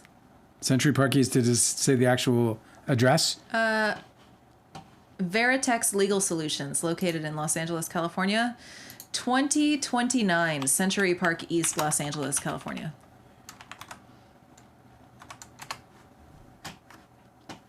Images. In attendance is Mr. God. Literally the same towers that I was in Yeah. for my. Yeah. So your deposition. It's Lawyer Alley. Like, if you This is where they all live. Yeah, like, actually, this is so crazy. Dude, honestly, I'm having a bit of a. You're all the way back. Yeah, it's pretty crazy. But look, I'm just going to show you real quick. Let me just show you this. These are the towers in which these depositions are taking place. One of these two towers. This is where our lawyers were. So when we deposed Leonardo DiCaprio and Tobey Maguire and all the others, we did it in this building. And when we were getting deposed, we were in this building. And then there's a mall across the street, and that's where we went to fucking lunch. Anyway, that's where they are physically in Los Angeles. And it's kind of, gives me a little bit of like anxiety. Just seeing it. Anyway, go ahead. But it's like all those three towers, all these buildings are almost all lawyers. Almost all of them. Every floor. Okay, there is a roll call, and there is 1, 2, 3, 4, 5, 6, 7, 8, 9, 10, 11, 12 attorneys present. 12 fucking attorneys. In the deposition. 12 attorneys. Yes. The minimum, Yeah. $500 an hour. Oh my God. The minimum. You're looking at $6,000 true. an hour. That's $6,000 an hour between the two. And by the way, when this thing is all said and done, one of them is going to foot the bill. We ended up footing the bill for the legal, and this was, 30 years ago. And our legal bill 30 years ago was $2 million. Was $3 million, almost $3 million, which today is like $7 million. And we didn't even get this far into the process as these guys did. We didn't finish our depositions. Okay, so he's being questioned by Gottlieb, who is representing Blake Lively, right? Yeah. So this is the deposition for the Blake Lively lawsuit. But it's interesting how I had seen this excerpt before when he's asking Justin Baldoni about the times that he has been sexually harassed. And I find Gottlieb to be extremely insensitive when he's asking these questions. Yeah. But I didn't know that he had opened with this. So I think that he's using this strategy to try and get him on the back foot, I guess. It falls really, really badly. To me, I feel like he probably should have played good cop instead of playing bad cop, because it makes him look like an asshole. IMO. Not that it matters, because it's a fucking deposition. Right. But anyway. If I was a jury listening to this line of questioning, the way that Gottlieb asks him about his previous experiences being harassed, I would have a poor judgment of Gottlieb, personally. Okay? Should I continue? Should I start? Yeah. Okay. Yeah. Good morning, Mr. Baldoni. Good morning. Have you ever been sexually harassed? That's how fast he jumps into this. Have you ever been sexually harassed? Justin Baldoni says yes. When? Baldoni says that I have reported or just in my life. And Gottlieb says, let's start with ones you've talked about, times you've talked about.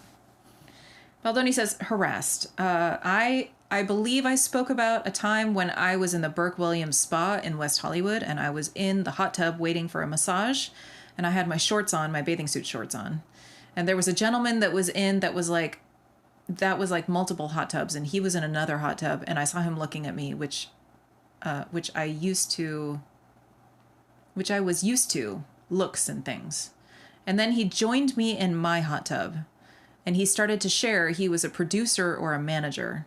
And then he tried to get me to take my bathing suit off because he said that all the other actors and celebrities go in the hot tub naked.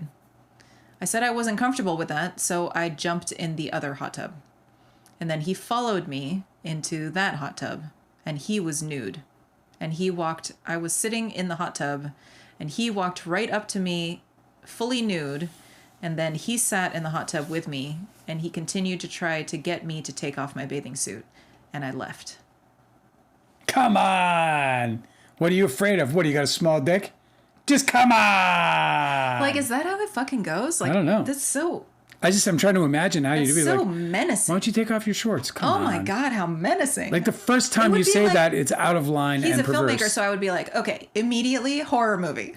Like, I'm writing this as a horror movie. Just horrible. I don't even know how do you broach the subject? Gottlieb. Most people who come to these things, they take off their pants. I mean, it's awful too because, like I just said, he's in a room with 12 other lawyers who are all just like watching him tell this fucking scary it's fucking story. Weird, man. I know, just to start the morning, like, good morning. Hey, you want to tell? Good morning. Have you ever been raped? Hey, did you have a nice croissant? Okay, cool. Have you ever been raped? Fuck. Okay, Gottlieb says, and I think you told this story in a interview with Glamour magazine. Is that right? And Baldoni says, I don't know which magazine it was. I remember talking about it only once, and it was right after a speech that I gave. Gottlieb says, okay, As a non-expert. After that TED Talk that you gave, he said, yes, at TED Women. I'm not an expert. I give speeches. It just doesn't make sense to me. I just don't understand how you can not be a non-expert in something and then somehow be in front of audiences giving out your non-expertise. It baffles the mind. Like, have you looked around? Like, everybody does this. Okay, it just still baffles the mind. Everybody's like happy to take the mic. Oh, Justin Baldoni, who doesn't know what the fuck he's talking about, is talking? How much? Yeah, right. Well, like, it's just bizarre. I mean, he knows about his own personal experience, and that's valuable to some extent. But he's admitting that he doesn't know what the fuck he's talking about his work in progress. He's talking about how he's not qualified. He even talked about before doing this thing, maybe he'll do this in this interview as well, in these questions, but he talked about before doing it how he was like second guessing the decision to even do it because he knew that he was out of his depth and had no fucking prior, like he was in the process of trying to figure this shit out. He had figured nothing out, in substance. And here he is like talking to 50 million people. I personally don't think that deserves as much criticism as you're giving him because to speak about it publicly without any knowledge. Okay, but I mean, he don't spend your own personal money on non-experts who are speaking about a topic that they're not an expert in. All right, let me continue. It's a waste of your money. Question. Do you recall being asked the question prompting that answer? Did you ever feel like you were harassed or victimized on set? He said, I don't remember that. Okay, but as you sit here today, this is the first example that you have brought up in response to my question of whether you've ever been sexually harassed. And Baldoni says, that's the first response that I think you asked me if I talked about it publicly. And he said, Gottlieb says, okay. Baldoni says, yeah. Question, why did you feel harassed by what this producer did? And Baldoni says, well, he was asking me to get naked in the hot tub with him and standing very close to me with his naked genitals, like intentionally walking close to my face. It was just him and I there. And he was using the idea that he's a successful manager to try to get me to do something I didn't want to do. And it was very sexual. Gottlieb says, it made you uncomfortable? And Baldoni says, you could say that, yeah. And you told him that you didn't want him to do that? And he said, yes. And then he did it again? And Baldoni says, yes. And then you left? Baldoni says, yes. What's interesting about that is, like, I hope he does, like, ask questions like, you're in a bath, you're in this hot tub, and it's only men. So were there other men naked? Is it common for men to be naked in that tub? And the reason that line of questioning to me would make sense is because they keep trying to paint this, you were in a movie with sex in it. Oh, yeah, I know, of course. You know, but here he is. He signed up to be harassed. Here he is in a situation where men are commonly naked. In West Hollywood. Where men in West Hollywood. In hot tubs in West By Hollywood. the way, if you're in a fucking hot tub in West Hollywood, if you don't know that the likelihood that you're going to encounter gay men, if you don't understand that as a likelihood, then I guess you haven't been in LA very long. Listen, I'm not going to victim blame here. What happened to him was fucked up, and like I'm not saying it isn't fucked up. Here's the thing: is Gottlieb is putting himself in a very difficult position now, having to dig out of what is. I mean, he asked a question that he should have known the answer before he. I mean, maybe he does. I don't know. Whatever. Question: why did you perceive this person to have power, or how did he seem powerful to you? And Baldoni says, he said that he was powerful. I don't think I felt that he was powerful necessarily, but he was claiming he knew all these A-list stars. And he would say things like, Clooney is in here all the time with his shorts on. And, referring to, I don't know. I was maybe 25, and yeah, he was older, much older. Did he touch you? Baldoni says no. Did he threaten you? Baldoni says no. Did he assault you? And Baldoni says, I wouldn't call it assault. I don't believe I characterized it as assault. Gottlieb said, I didn't say you did, sir. And Baldoni says, yeah. Question, you were bigger and stronger than this guy, right? And Baldoni says, I would imagine I was. Question, this wasn't someone the size of Dwayne Johnson or The Rock or something like that. Terry Crews. See how he's always name dropped? You see this guy's level of fame is fucking weird. It always just shows up. He's like the new Kevin Bacon. And that's his name. He's the new Kevin Bacon. That's so weird. This wasn't someone the size of Dwayne Johnson or The Rock or something like that. And he said it was not. So if it had come to it, you probably could have knocked the guy out. And Baldoni says, I'm not much of a fighter. I would have left. Gottlieb said, you didn't work for the guy, right? And he said, no. So you had no employment relationship with him? Baldoni says, no, I didn't. Okay, do you know who he was? And Baldoni says, I think he told me his name, but... Question, did you try and find him after the incident and talk to him about it? He said no. Did you find him before you talked about this event in Glamour magazine? He said no. You didn't want to give him an opportunity to take accountability for his actions and make it right? And Baldoni says, I didn't name him. But you described him and described who he was friends with and the spa you were in. And Baldoni says, I don't know if I described who his friends were. Question, do you know his name as you sit here today? He said no. I think you've already talked about your experience with your college girlfriend, is that right? And Baldoni says yes. Do you believe that your college girlfriend sexually assaulted you? And Baldoni says, I do. Do you believe she raped you? And Baldoni says, I'm not sure if... Damn, this guy's still got egg in his teeth. It's see what I mean? It's extremely insensitive. He is not supporting his client by asking questions like this. Well, we'll see. It's just an insensitive manner. I mean, he could extract this information in a more sensitive way. I don't appreciate what he's doing. I mean, who the fuck am I, right? Who cares? But Yeah, well, it sounds like he's being matter of fact about it. It's not like he's just grinding questions. I know, but it's I think he's trying to set him up to be frazzled straight out the gate. Yeah. I think that's a tactic. And I don't know that it makes... I mean, I hope he doesn't do this in front of the jury is all I'm saying. See why we had to leave TikTok, though? We couldn't be reading this shit on TikTok now. Go ahead. Baldoni says... the last question was, do you believe she raped you? And Baldoni says, I'm not sure if I believe she raped me, no. Question, if I understand some of the talks you've given about this is something that you sort of remembered or confronted during therapy? And Baldoni says, yes. How many years after this event or events occurred would you say you confronted it through therapy? And Baldoni says maybe starting about 10 years after. Okay, and I'm not going to ask you about the conversations you've had with your therapist or your lawyers in this deposition, but apart from those conversations with your therapists, what did you do to try to piece back together what had happened to you that 10 years prior? And Baldoni says, I mean, it was a lot of therapy, a lot of meditation, thinking about it, going back and forth. It wasn't like just one moment. And then suddenly it's like, oh, that's what happened. It was like, it's a journey. And the memories, they shift and they come and go, and then you justify, but it was just a lot of therapy, conversations with my wife. How long did I think you described this as a very bad relationship. Is that fair? He said it was not a good relationship. Question, the relationship with the college girlfriend? He said, yeah. How long did it last? He said, I believe about 1.5 years. Did you all have mutual friends? And Baldoni says, I believe at that point it was just we all kind of had the same friends. You had a group of friends in that college. And sorry, what years of college was this for you? And Baldoni says freshman year going into sophomore year. Okay, so you had a group of friends that you all hung out with. And sorry, I need to back up. Where did you go to college? He said Cal State Long Beach. Okay, so freshman and sophomore at Cal State Long Beach, that's a big school, right? He said yes. And you and your girlfriend had a relationship that lasted some amount of time. I imagine there were other people. By the way, that's where we screened Don's Fun. We did a test screening in Long Beach for Cal State High School. Long Beach? Yeah. It was magical. They liked it. They loved it. And you and your girlfriend had a relationship that lasted some amount of time. I imagine there were other people who knew who you were dating. And Baldoni says she didn't attend the school. She didn't go to college. Did your friends at college know who you were dating? And he said, yeah, a few of them. Okay. Before you talked about what happened to you in public, did you go back to talk to your college girlfriend? Baldoni said no. Did you try to find her? Baldoni said no. Did you ever attempt to communicate to let her know that you were going to be accusing her of sexual abuse in public? Baldoni said no. Did you ever go back to talk to any of your college friends or people that you might have hung out with mutually to tell them that what you were going to do? And Baldoni says, I don't know anybody from back then.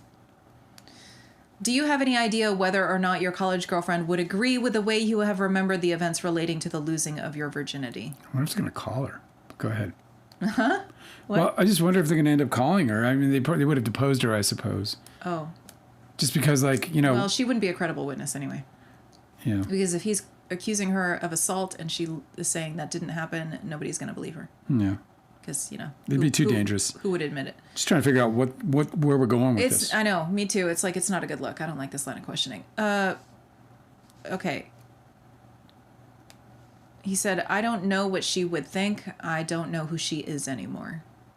Gottlieb is asking, but you thought it was okay to go on TV and tell the world that your college girlfriend had sexually abused you without ever talking to her about it? And Baldoni says, I wasn't aware I needed to ask her permission to share my story. Gottlieb says, am I right that one of the things that was most traumatic about this to you is that you were saving yourself for marriage? And Baldoni said that was a part of it. I also just wasn't ready. Question, and so you were a virgin at age 18 when you met her in college? He said, yes. And I believe your description of what happened is that you woke up in the middle of the night and she was taking it from you. Is that an accurate description of your words? He said, no. Okay, how would you describe it? Baldoni says, I think you're confusing two different stories. I don't mean to, say you're wrong, but that wasn't the story that I shared in my book.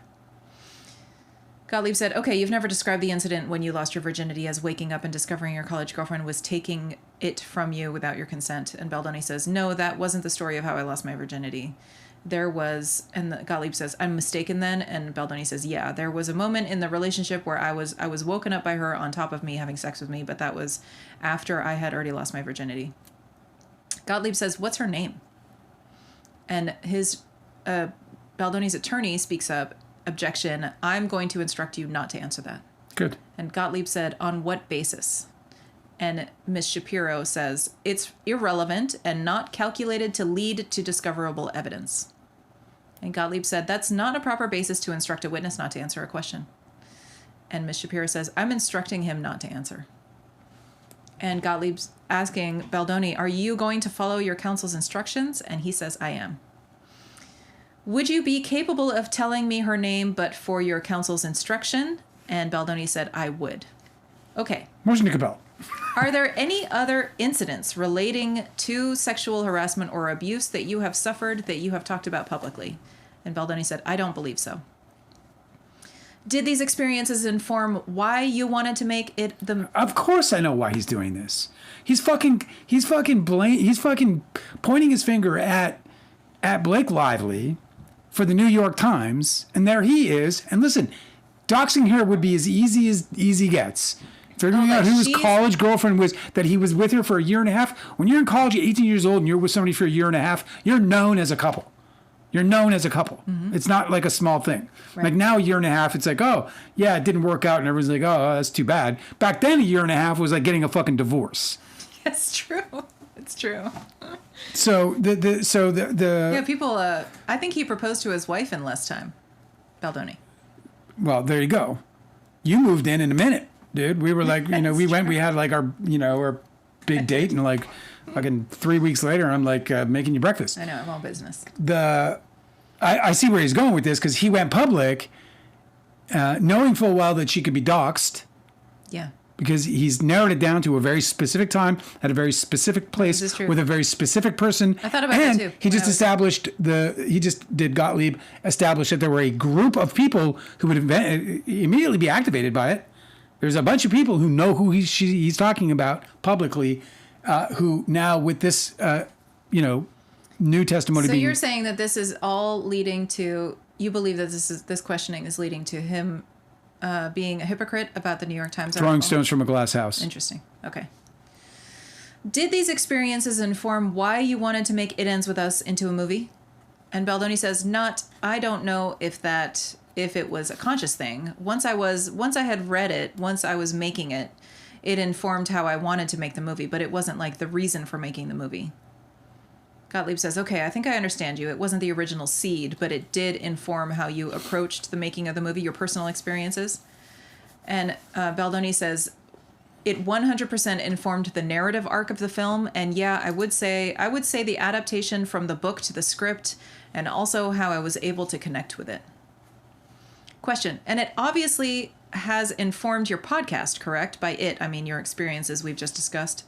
Baldoni says, my sexual trauma has informed my podcast. It's not the reason I did my podcast, but there was absolutely moments where we discussed sexual trauma, and yeah, it's one of the many things we discuss.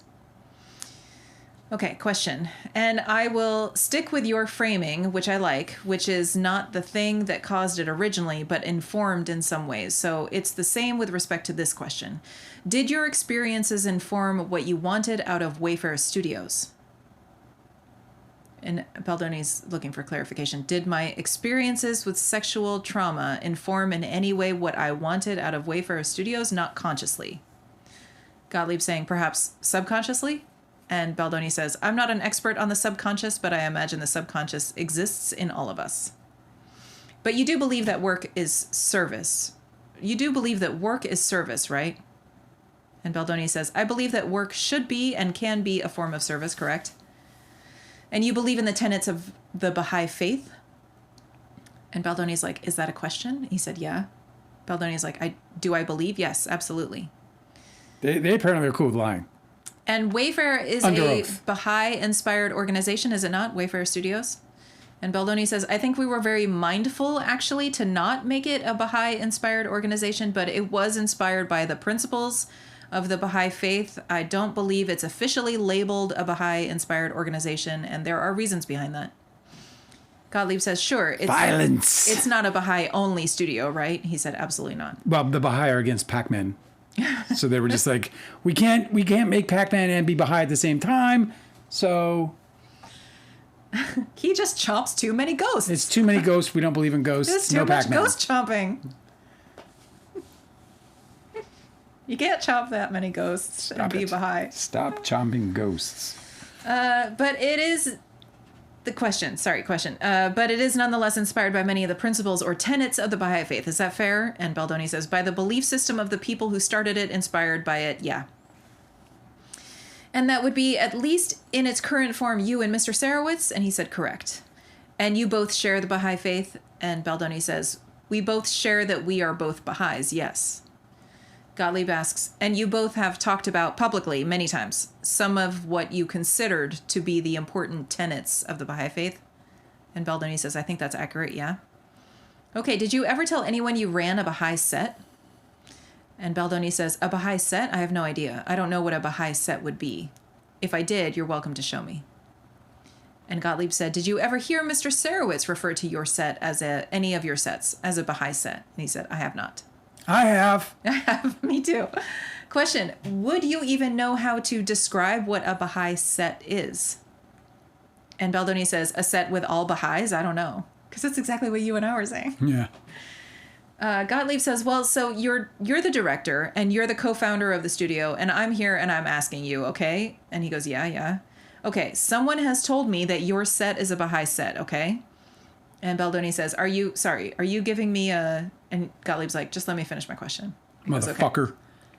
So let's establish some principles. You're the co-founder of Wayfarer Studios, correct? Baldoni says, correct. You were the director of It Ends With Us, correct? He says, correct. Producer? He says, no. Lead actor? Baldoni says, second lead actor. Gottlieb said, second lead actor. And I come to you now and I say, Mr. Baldoni, you're the director of this film. You're the co-founder of the studio. Someone has told me this is the set of It Ends With Us is a Baha'i set. What does that mean? Baldoni's like, I have no idea. Gottlieb says, okay, I want to read you something Mr. Sarowitz says. And you watched some of his depositions, so you may have been in for talking about some of this. I just want to know if you agree, disagree, or Baldoni's cuts him off, says, is this from his deposition or something else? Gottlieb says, it's not. It is something he said elsewhere, so I'm going to read it to you, and I'm going to ask you your thoughts on it. This is from a talk that he gave in 2020. He says, and he's reading, this is a quote from Steve Sarowitz, art reflects society, and society reflects art, and we want to make art that raises spirits. That's the number one thing.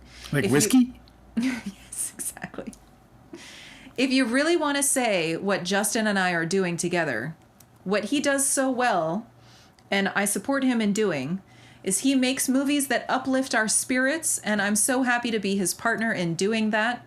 So it is really another practical application of faith. Do you agree with what Mr. Sarowitz said there? Baldoni said, I agree that those are his feelings and that it's really nice. Yeah.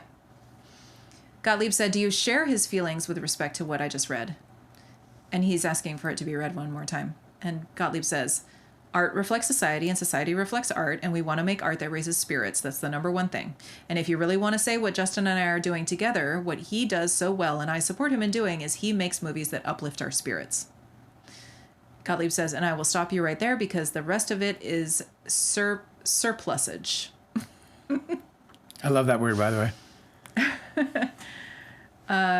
Mr. Shapiro spoke up for Baldoni, said, are you going to pose a question? And Gottlieb said, he asked me to repeat what I read so he can decide if he agrees with it or not. And I have just done that. Baldoni says, yeah, I think that I would agree that that's our intention 100%. Gottlieb says, now let me read to you what he said 2 sentences before. He said, he's reading, this is a quote from Sarowitz. So I look at Hollywood right now. TV and movies is a lot of what it is gratuitous sex, gratuitous violence. It's things that lower the soul. Write more sex scenes. So write more sex Write more sex scenes. Gottlieb says, do you agree with Mr. Sarowitz that in Hollywood, gratuitous sex and gratuitous violence lower the soul? And Baldoni says, me and Steve have had many conversations where we tend to disagree on things that lower the soul. So I think that we are in agreement most of the time, and also I think that a blanket statement like that would be hard to agree with. Gottlieb says, do you agree with him on the preposition that gratuitous sex in Hollywood films is a bad thing? Baldoni says, I think where Steve and I would have conversations is what is gratuitous and what is not. As Steve is somebody who wouldn't even want there to be a cigarette or marijuana in a film, even if it had to do with the storyline. And any sex at all, at times, Steve has felt was gratuitous. So we've had different conversations about that. So we have to define gratuitous before I can agree with this statement. Gottlieb says, all right, let's start with the premise of, do you think gratuitous sex, however you define it, not how Mr. Sarowitz defines it, do you think that is a problem in Hollywood films? And Baldoni says, there's a lot of films that are made in Hollywood, and I'm not trying to dodge your question, but I just want to be mindful of generalizing. I think that I believe we've put so much sex and sexualized so many things that we've become numb to it. And over time, since we've become numb to it, and I'm speaking generally as a we, collective we, in order to have more of a shock effect, then I think that's where Hollywood has gone and made like sex has just become just something that you expect to see oftentimes that doesn't actually have to do with the storyline, or I don't know if it necessarily moves the plot forward. So in that sense, I guess I would agree. And I think that in general, Hollywood doesn't make movies for the soul much anymore. It does. I mean, there are certain people that do, but I'm just saying it's definitely become much more about attention and money and just competing with other places for people's attention, and whatever can shock them the most is what wins. Which is why me and my partners are going to bring to you Pac-Man. Pac-Man. You know, because we want to get through the Hollywood drivel into movies about the soul. That uplift the soul. Like right. Pac-Man. Question. And you found This guy just has no consistencies. I know. He is just the most imbalanced. It's like he's like a walking dichotomy. It doesn't feel like hypocrisy half the time. It feels like he really just is not aware of how he feels most of the time. Like he has these, he'll like express these like, you know, these platitudes, right? And then like he'll act completely differently and be like, oh, but that's not, I'm very virtuous. I would never, you know? Okay. Question. And you founded Wayfair to be different from what you just described. Is that right? He said, I did. You founded Wayfair to be lights in the darkness. Is that correct? And Baldoni says, that was a part of the mission. To be lights in the dark. What does that mean? You know, Hollywood's a very fucking dark place, I guess, or something. Well, what does light mean though? Like, yeah, I would drill into that, because it's like, what is light representing to you in that statement? It is like web copy that you could get AI generated and nobody would notice. It's like that. That's how they talk about their religion. Yeah. And to each other about like, it's it just gross. seems, it seems very meaningless. Okay. Question. You, in founding Wayfair, said that in Steve Sarowitz, you had resources and a partner who shares values and beliefs. Is that fair? He said yes. I want to read Steve Sarowitz next. Okay. Do you recall saying about Wayfair Studios that you and Mr. Heath, in quotes, were making a concerted effort to build a spiritual enterprise in every sense of the word, where everybody is free to have their own beliefs and express opinions that may be different from the executives or the shareholders, where there is true unity and equality across the board, and where we're mindful of the positions of power and how those power dynamics work? And Baldoni's like, was the question, do I remember saying that? And he says, do you remember saying that? Baldoni says, it sounds more like something I've written. I'm not sure if. And Gottlieb says, does it sound like something you would write or say? And Baldoni says, I don't know if I'm that eloquent when I speak, but it sounds like it's definitely in line with something that I believe or aspire to.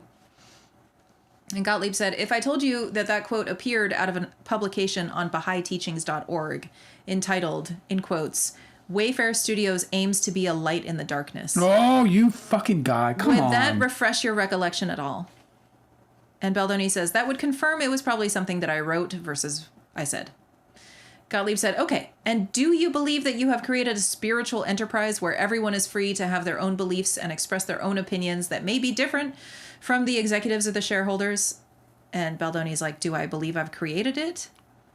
Gottlieb says, along with others, do you believe in Wayfair Studios, in Wayfair Studios you've achieved that objective? And Baldoni says, to be very frank, I don't know that it's something that could ever be fully 100% achieved. I know we strive for it, but I wouldn't be comfortable saying we've achieved it. Gottlieb says, okay, you've strived for it. He said, strived, yeah. Question. And in creating the culture at Wayfair Studios, do you believe that you have tried to be mindful of the positions of power and how those power dynamics work? And Baldoni says, again, it's something that we strive for, not perfect at, but strived.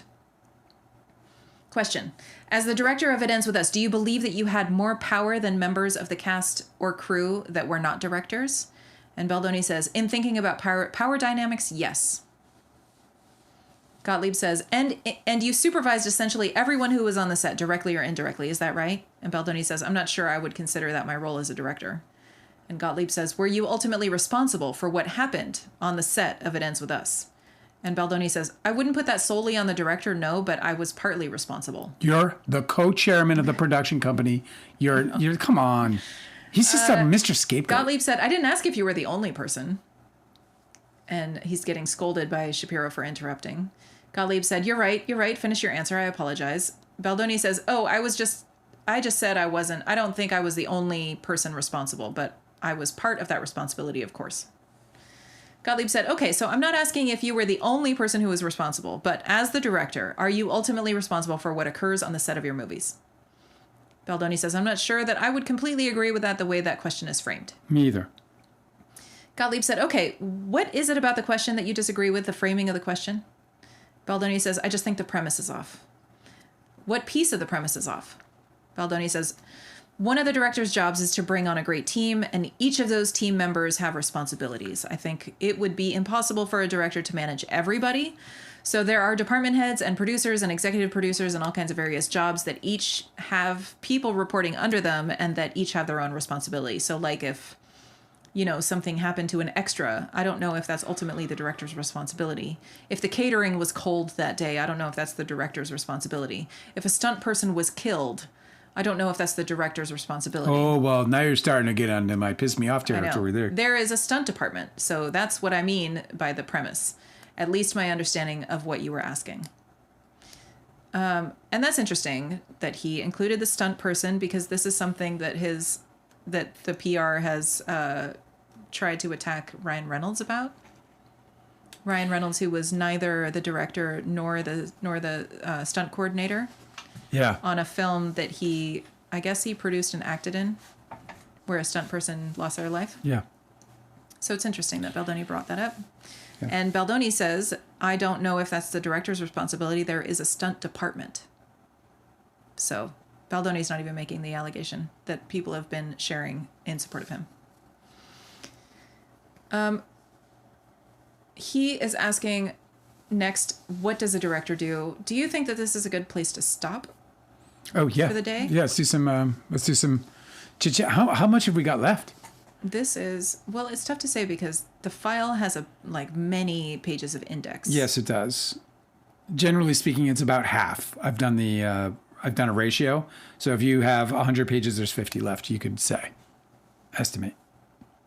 I mean, a lot. I've only just started the day with Gottlieb. Well, we're going to run through it. I thought we made some pretty good progress today. Oh, yeah, for sure. Yeah. We concluded Miss Shaw's questioning, and we're into Gottlieb's day. I'll tell you, man, Justin Baldoni is full of shit. He knows bloody well that they have and this beside the Baha'i set thing, they've had this conversation. I'm sure of it. I don't think Steven Sarowitz just made that shit up. It's a little insincere for Baldoni to have written all of that copy, but then he's like, oh, Steve Sarowitz, he's the zealot. He's the guy who has these really firm beliefs. Exactly. He's the guy who wants the set to be a Baha'i set. I don't really vibe with that. And that's just because he's given himself, Justin Baldoni's given himself certain latitudes that Steve Sarowitz wouldn't take as a Baha'i. With regards to things like, it's so funny because he talked about, smoking marijuana. Yeah, that's the first thing they do in the movie when they meet.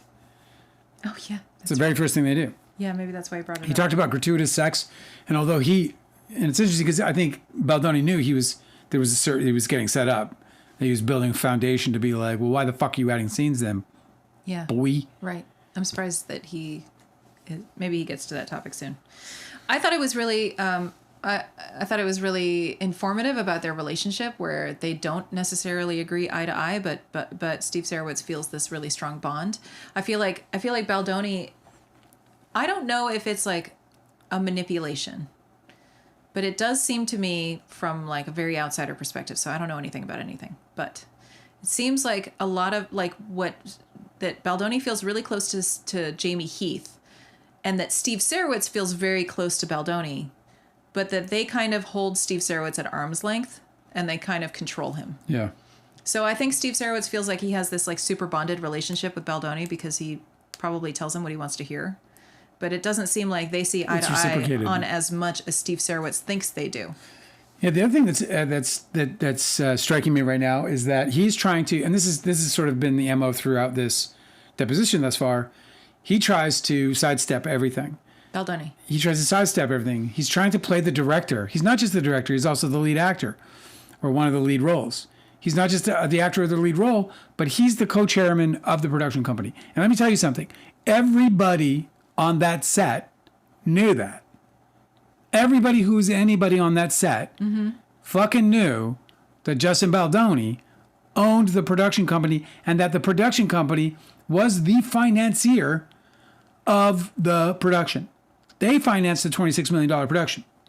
Sony threw in a little extra coin and into the production for some, because it had to survive the strike, right? And they shelled out the P&A, which is called prints and ads, just for those who don't know. P&A budgets are prints and ads budget. Basically, it's the advertising and distribution budget, which often is the same or even in some cases more than the film budget, with the exception, of course, of these big giant, tentpole films where their budgets are $175 or $200 million. And their P&A probably isn't $200 million, but it's probably up there at 70, 60, 70, 80, $90 million, broaching those kind of levels when you have that much at stake in the actual budget. So everyone on that set knew that Justin Baldoni and Jamie Heath owned the company that produced the movie. So him pretending like he's just the director on the set is a complete false narrative to reality. The reality is that he was the director, the lead actor, and the owner of the company that made the movie. Right. And everybody fucking knew that. And besides that, the director is fucking Lord.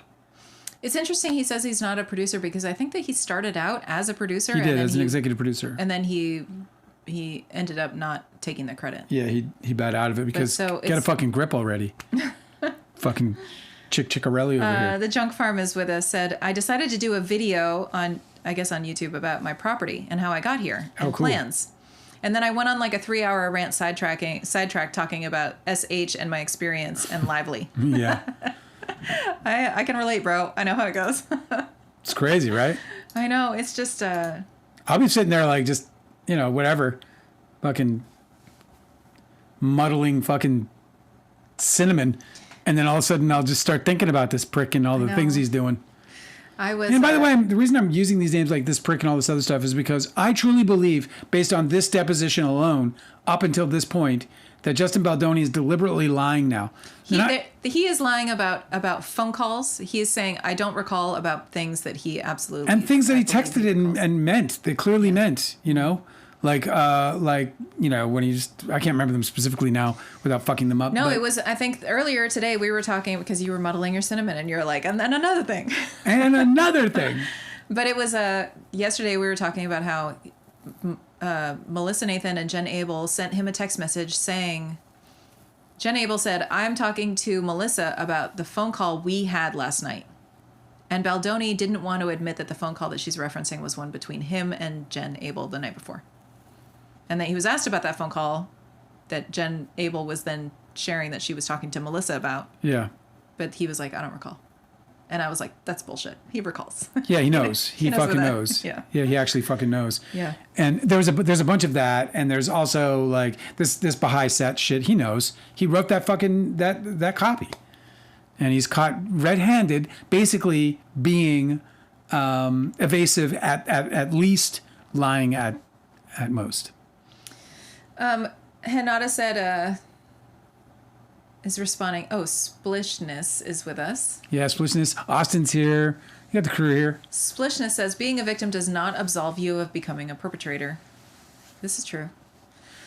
It certainly doesn't. Hanada said, I see your point, but it is indeed a dangerous line of questioning. If lawyers would believe him for a second, the line of questioning and the treatment would be very different. Yeah. Austin said, I believe men when they disclose. I can tell the difference when a predator uses to make them appear vulnerable and dismisses and minimizes women's complaints of assault. Yeah. I feel the same. I feel very similarly in that way. I'm cautious, though, especially when I start questioning. Like, I don't know if you've heard this, but that Timothy Busfield, we'll see how this thing develops. But I listened to this audio where these boys were being interviewed by police, where the police... Now, look, this doesn't necessarily mean... It is very tricky because it is really, really easy to get a false false information from a child. Especially when you're Because they're intimidated by police. Yes. There's like a horrible situation to be in where if a kid is at all wary of authority, they're going to try and answer the question how they think they want them to answer. Look, not necessarily truthfully, yeah. right? They don't want to cause any trouble with the kid. You know? Yeah, I think it's. So I think it's very. I feel fairly certain I think that a it's child could feel very much like trouble could come right. from telling a cop this happened. But with that said, you know, his defense now has audio where the cops are interviewing with the kid, and the kid is saying, "Nah, he didn't touch me." I just can't. Here's the thing: is like I would believe audio where the kid is being questioned by a child therapist, right? Like Yeah. a child psychologist, Yeah. where they could make them feel safe and they could like introduce them into the line of questioning in a way that's very compassionate and careful. Mm-hmm. I can't believe testimony from a child when they're being questioned by a cop. I just feel like that's a very antagonistic situation. I would imagine the kid to like shut down and try and like navigate it, not necessarily with truth on their mind. Yeah. You know what I mean? Yeah, or just dealing with the fear around this course. idea of like if I tell you this, what does that mean for me? And So it's tough. It's not really exonerating as much as we all would like it to be, but point is that there's a bunch of evidence rising up now in Tim Busfield's defense that, you know, does make the whole thing sound, it gives you pause. It just immediately gives you pause. Yeah. You know, and you know, we'll see, because obviously we know that the there's a prosecutor PR brought push. charges because they had the charges to bring. Yeah. So I don't know what we're hearing. We're probably Yeah, I mean, but we know that the prosecutor can certainly bring bad charges. It wouldn't be the first time. We're all cheering for Mangione, right? Is that his name? Yes, we are all cheering for him. And Mangione, by the way, Who has been falsely accused and has been spent all this by a time DA, being so we know detained this. for absolutely nothing. So Mangione, by the way, there was some news on him today. Do you want to hear it? Yeah, apparently somebody tried to break in and free him. Yeah. This really a Minnesotan who had moved to New York because there was a job opportunity. The job opportunity fell through, And he was like, oh, hey. and they were like, "Well, what else can I do while I'm here? Oh, I know my boy Luigi's in jail. I'm not going home, not so fast, anyways. So you know, what else can I do?" He was probably at a bar, like, "What would you do if you were from Minnesota? You came here for a job. The job goes nah. What would you do?" "I don't know, break up Mangione." That's a great idea. That's a fucking great idea. I know, it's random. And if only he succeeded. He didn't, though, right? Now he's in jail with him. Yeah. And I was like, He's like, oh, shit. it's one of those like comedies, right, where there's fucking Mangione. Also, who's also in there is Maduro. Is that his name? Yeah. Yeah, Maduro's in the same jail. That's where they put all the good guys, I guess. Anyway, yeah, Mangione, bro. Somebody tried to break him out. He brought a pizza cutter. He brought a pizza. He brought a pizza cutter. That's And he brought a meat fork, like that you use to carve, a carving fork. Oh my God. So he brought a carving fork because he worked at a pizzeria. Because maybe he was at the pizzeria and he was like, "The fuck am I gonna do now? Why don't you break out Luigi Mangione? That's a fucking good idea, buddy. That's a good idea." So he took a pizza cutter. And then he showed up with a note. I love that the plot was hatched at a pizzeria. At a pizzeria. And the dude has the most Italian name ever. A New York, yeah. At a New York pizzeria. Yes. He's like, I gotta get my buddy out, Luigi. So Oh my God. then he shows up and he's got a note. He's posing as an FBI informant, and he's got with him a note. And the note says that the FBI is going to need a witness to come with him. Anderson allegedly claimed that he was an FBI agent and was in possession of paperwork signed by a judge authorizing the release of a specific inmate. We've confirmed, said TMZ, that specific inmate was Listen, Mangione. I don't know how this didn't work. That seems like an ironclad. Full proof. When asked to present ID, Yeah.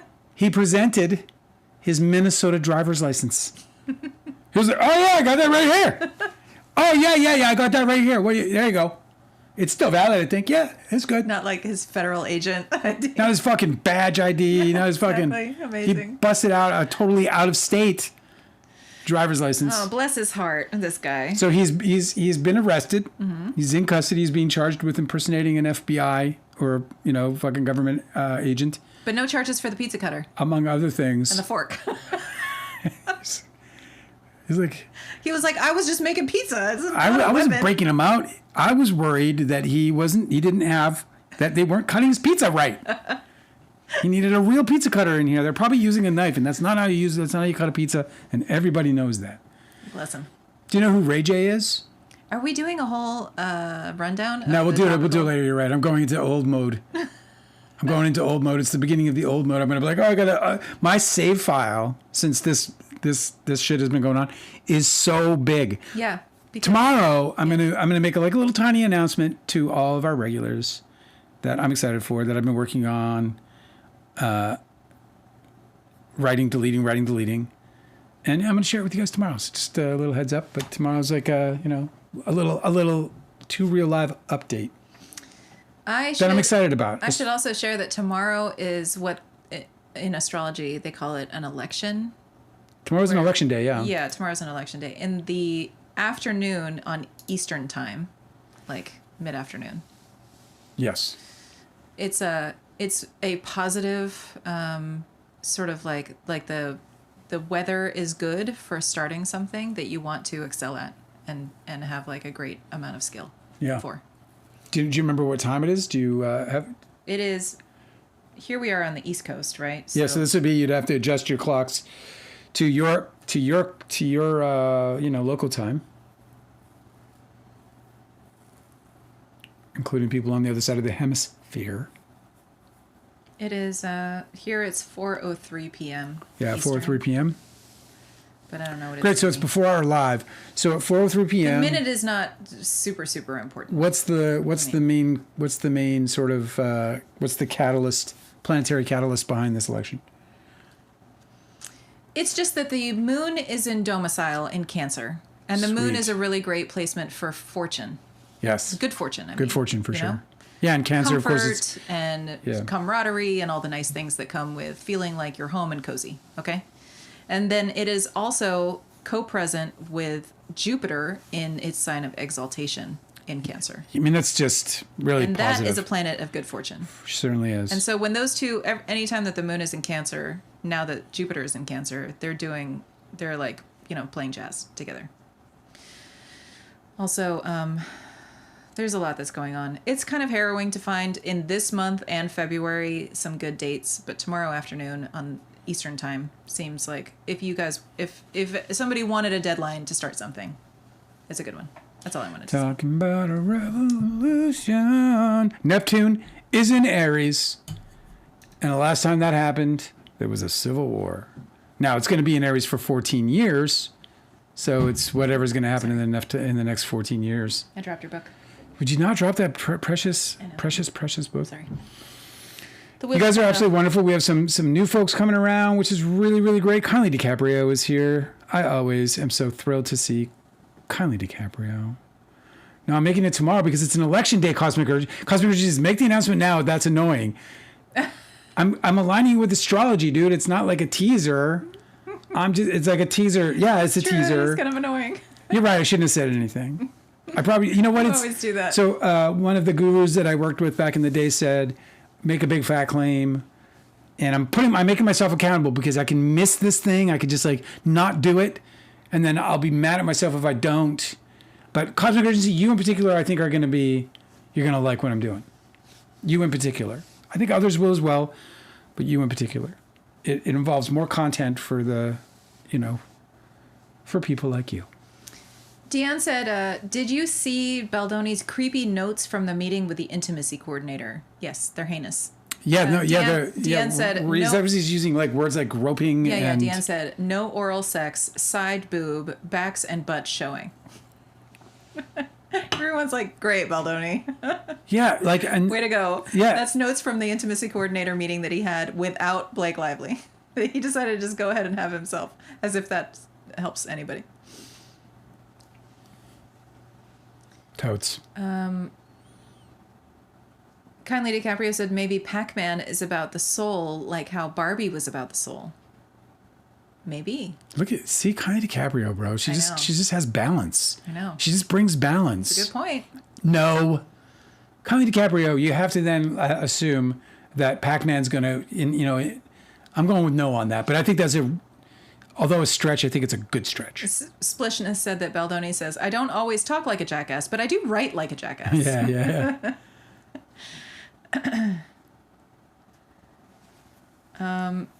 A scientist said, speaking of Barbie, the released documents have an email from Wayfair about how they could market It Ends With Us like Barbie was marketed.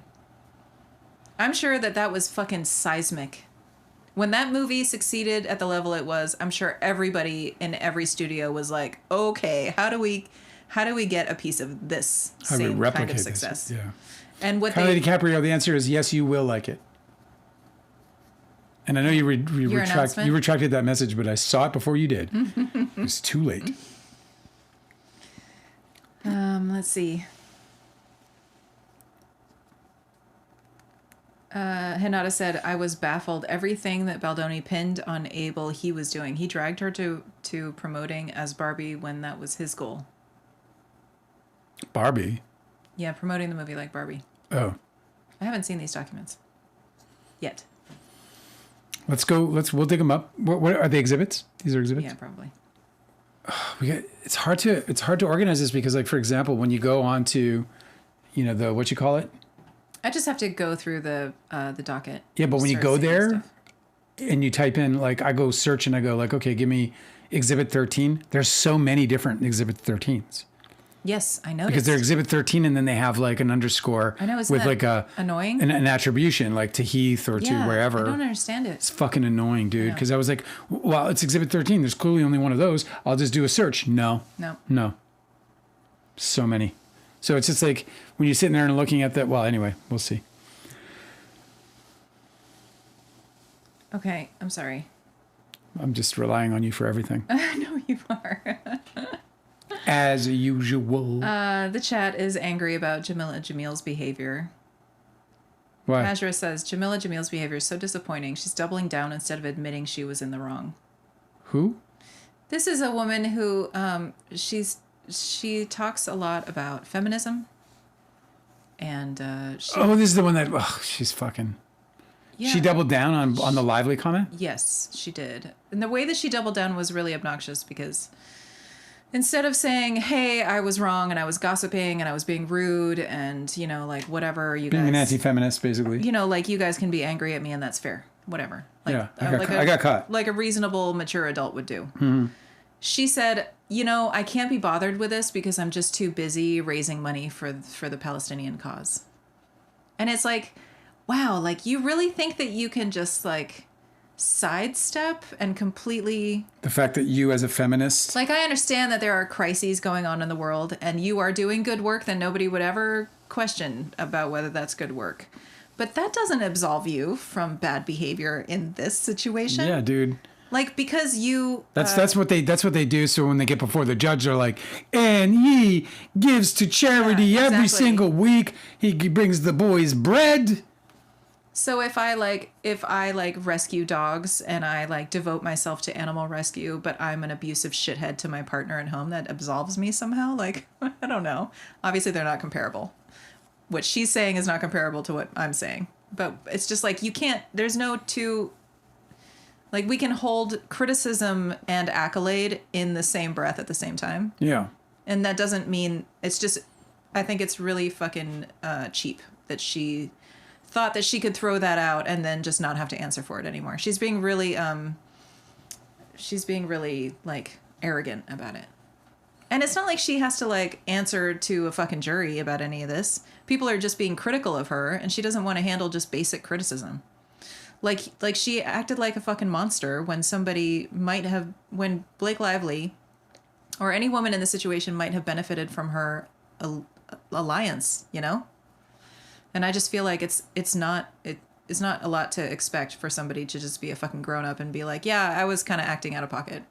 I was running my mouth, and that was No, really I saw that she'd responded, and I didn't check the response because honestly, I was like, who gives a fuck? And I know people do, and it's disappointing. And I think people who follow her probably care, and it matters. They should. It is amazing to me that we live in a day and age where I'm 56 years old now. And obviously, so I guess they call me an old guy. Like I guess I can like say things like, are you a senior? And I can say yes, even though I'm not technically a senior, but I get the discount if I want one. I've never actually tried that yet. I'm gonna do that with my oil senior change. discount? I'm gonna try that with my oil change. I'd be like, do you give senior discounts or not? I'm looking out the window as if I'm like in England. But where was I? Where were you just saying that I just sidetracked? Oh, I don't know. The chat was talking about Jamila Jamil and how much of a disappointment she's being on social media. Yeah. Anyway, I've come to expect people to drop the ball these days. Yeah, So Kajra said Jamila Jamil and I are aligned on most social justice issues, so I don't get how she is so wrong about this one. She's really showing her ass by not just simply admitting that she acted like a jerk.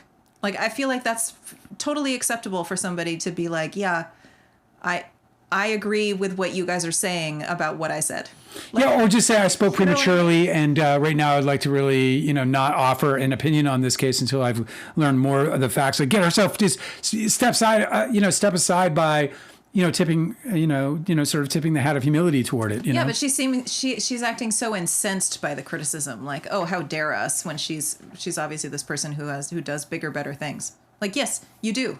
Congrats. Anyway, but about this, you were a real fucking asshole on text messages. I don't understand. I guess that those were, somebody asked about that in a deposition, probably of Jen Abel, who was having the conversation with her, and that's why they're in discovery. But some people are framing this as if she is being attacked by Blake Lively, and that's not the case. The only reason why we're seeing any of this evidence, including her text messages, is because they were referenced in depositions. There are also rumors that Taylor Swift is upset about her text messages being released. Oh, I'm sure anybody would be. But Yeah. that's the thing about lawsuits. I think she looks great in them. I think so, too. Yeah, she looks like she's like, fuck this guy. She's standing up for her friend. It's great. It's the kind of loyalty you would hope for from people you would call your close friends, that they would A, believe you, and that B, support you in that belief. Kindly DiCaprio is asking, when can we hear Leo's deposition? Yeah, well, we've talked about doing that. I don't have a definitive answer on that yet because I'm still trying to manage the content we're creating here, and it's very difficult when you're broke. It's true. I need an editor. Yeah. If I could find a partner to edit on this show would, I think, blow up because we don't repurpose. So the only thing we have is lives. We don't even do podcast distribution right now. So we're just really kind of, we're a fucking Ferrari with one tire. Full Dark No Stars is asking, has everything on Justin's side been unsealed? Not to my knowledge. I don't believe so. And also, not everything has been, we know there's literally hundreds and hundreds and hundreds of pages of redacted testimony. Yeah, he's also the only deposition I have the complete deposition of. It's strange. I don't know why he's the only one. There's no page jumps. There's no page jumps at all. I have the whole file. I wish that we had that of everybody's. Yeah, I mean, you probably got that with Blake Lively because, and I'm just going to guess that Brian Friedman was fucking, I don't have that of Blake Lively. No, I'm saying you probably have the breaks with Blake Lively because Brian Friedman probably went on tangents that were Oh, yeah, maybe. ruled on. Remember when, in the Blake Lively, not the Blake Lively, in the Amber Heard trial, Depp v. Heard trial? Do you remember the Amber Heard's friends? The one was a memoirist, and they were the ones that all moved into the penthouse. Yeah. And they were trying to penthouse adjacent. Yeah, and then there was like this. There was evidence that they tried to get the penthouse or get Johnny to give him the penthouse. That was the allegation. Yeah. Yeah, I mean, there was an allegation toward that. Do you remember though that they had these depositions where they were where the one guy who's the memoirist bragged about writing for the New York Times, all this other stuff, and how he was crying and just like making a mess in the depositions. Remember seeing the deposition? Yeah. Of his depositions? these were the depositions. Well, then when we saw his actual testimony make it into the case before the jury, do you remember how little snips of it was? Yes. They're not. This shit gets ruled on. Like, this guy tried to put on a show for Amber Heard, right? Like, it was very obvious that he was put on this big crying and this big show, and it was all like hearsay, blah blah blah, whatever. Whatever. I can't even comment on it because I didn't hear it. It was ruled out, and he ended up getting. It ended up being kind of funny. Oh, so you're saying in this lawsuit, Yeah. what comes in as witness testimony from the depositions is going to be really narrow, little snippets? Yeah, it can be. Yeah, it can go like once they'll whittle it right down to I think this either useful or useless. That's why I was so surprised when I read Blake Lively's deposition and Brian Friedman was so bad at asking questions. Because typically what you'll see in these depositions is the lawyer will ask questions where everything is framed in the question so that it can be extracted in these little snippets and the jury understands exactly what the question is and what the answer is referring to. Yeah. You know? Yeah. But like, it's weird that Brian Friedman would be like, and what do you think about that? Like, that's not a complete question from an attorney in a deposition. Yeah. It's weird. It is. See what happens. We are regular court watchers now. We follow all the John trials, Farm. I Hollywood guess. is just normal backstabbing. Hollywood is definitely, I think America, and I'm just gonna say that one of the things that I think America does more probably than any place I've ever been is backstabbing in general. And it's almost as if Americans are like cool with it to the extent that they're like, yeah, I backstab you, you backstab me. Yeah. And I'm not saying all Americans, but I'm saying obviously, but I am saying culturally, like I've never like in Canada, like I got dicked around a little bit, but in America, like almost everybody, like almost everybody has dicked me over in business. Like pick any movie, Children of the Corn. I wrote Children of the Corn. Motherfucker stole that shit. Yeah, right. Like stole it. I wrote it in night for him to help his career. This faith-based movie that you just worked on. This It's faith-based crazy. movie fucking I looked it up. so much I gnarly looked it shit. up, and there were felony crimes that occurred. Yeah, felony crimes against me. Unbelievable. In this fucking faith-based movie with a bunch of fucking Christians who are, this, that, the righteous. That's right. The meek, and they're fucking stealing and being shitty.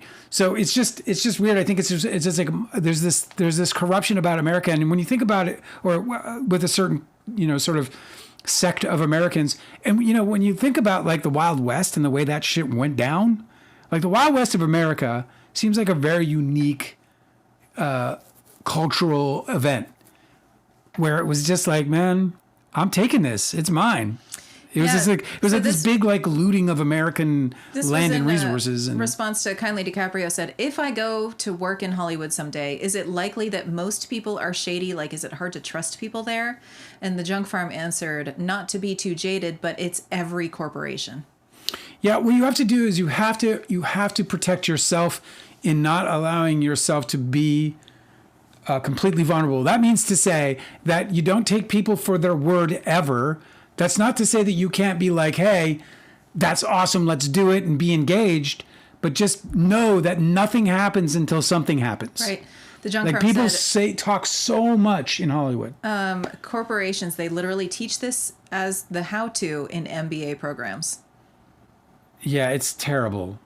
It's terrible. So the other thing is that like make sure you know everything you want from any given situation. Like don't go in not knowing.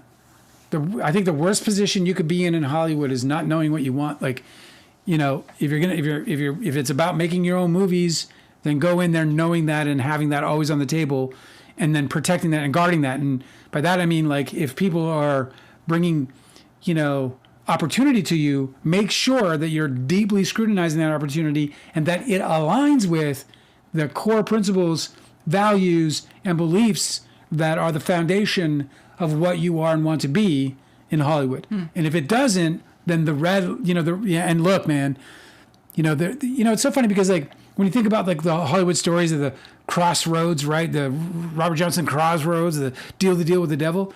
Well, it's proverbial, it's all proverbial. Like the devils are everywhere in Hollywood. Yeah. And as soon as you've got something desirable, they're going to want to take it from you. In the same way that every other corporation does it. I complained about turning off super chats. You guys were being so fucking generous in supporting us, but I couldn't stomach giving 60% of it to two companies worth $7 trillion combined 60% of the money you're trying to give and support us with this channel and the hard work that we're doing to keep it going every day. I just couldn't stomach that. But that's the kind of that's the pervasiveness of it all. Mescalero It just gets really highlighted because it's Hollywood and it's stars and it's shit we like to talk about. Mescalero says that certain industries just attract people with personality disorders more than others. It's Hollywood, it's DC, it's Silicon Valley. Yeah, it's music, it's real estate. It's like wherever there's like large money, large opportunity for networking, it is like, especially networking, where there's like opportunity and access to people with resources and means. That's where these people just rise up and just, shower off the fucking slime and engage. This is really funny. So you were talking about asking for a senior discount? Yeah. Full Dark No Star says, I got asked if I was eligible for a senior discount and carded for the lotto on the same day. Talk about whiplash. That's pretty great. This is interesting. Layla Kennedy is with us. Said, how can we free Don's Plum? I've been looking up your story a lot in the days of the 90s. It starts with reading this book, and you can read it for free. Thank you for that question. It means everything to me that you asked this question, and so thank you so much for it. It means reading this book, starting with reading this book. This book has all the actual real truth behind Don's Plum from my perspective. But no one sued me yet, and it's been out for a year and a half, or not even a year and a half, but a year and change. So it starts with that, and you can read it basically for free on Kindle Unlimited. So I know that's a big ask, but it won't be when you start reading it because you'll really enjoy it. It's the most enjoyable part of my story, like in terms of consumption. There's the New York Post documentary. It's okay. Lots of inconsistencies and problems, which is another reason for the book, including but not limited to Leonardo DiCaprio at the end of that through his publicist calling me a thief and a liar. But of all the media, maybe even including Don's Plum, this is probably the most enjoyable thing.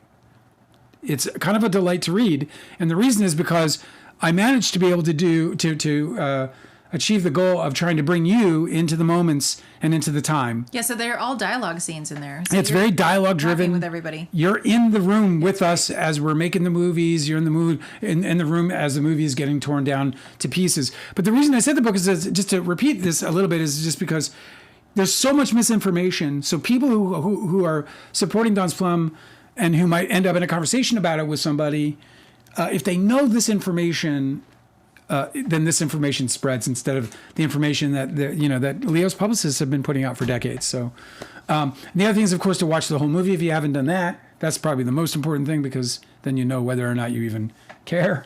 But yeah, I mean, just and telling your friends about it, man. Telling them to watch the movie and read the book and do all these things. And I'm not succeeding yet, but I'm just so bloody sure I'm going to one day have the kind of success that will free Don's Plum. I really do. I think one day the pressure will come, the straw will break the camel's back, the drop will overflow the bucket, and this movie will get released. And until then, I'm just going to bitch about Justin Baldoni and all the bad things he's doing, including tomorrow, right? And tomorrow we're going to continue with this cosmic. I'm so sorry, buddy.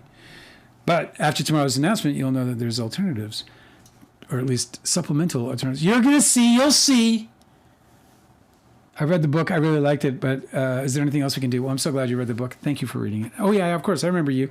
You're not new. She's been here before. Oh, yeah, no, I just said that she's with us. I guess I, for a second, thought she was new. No, I don't think. I think just telling people about it is the best thing you do. And come and hang out with us. Just hang out with us. Help us grow this channel. This channel is really about growing the awareness around the movie. Yeah, because here's the thing. So it's not just freeing Don's Plum. It's kind of freeing me in a lot of ways.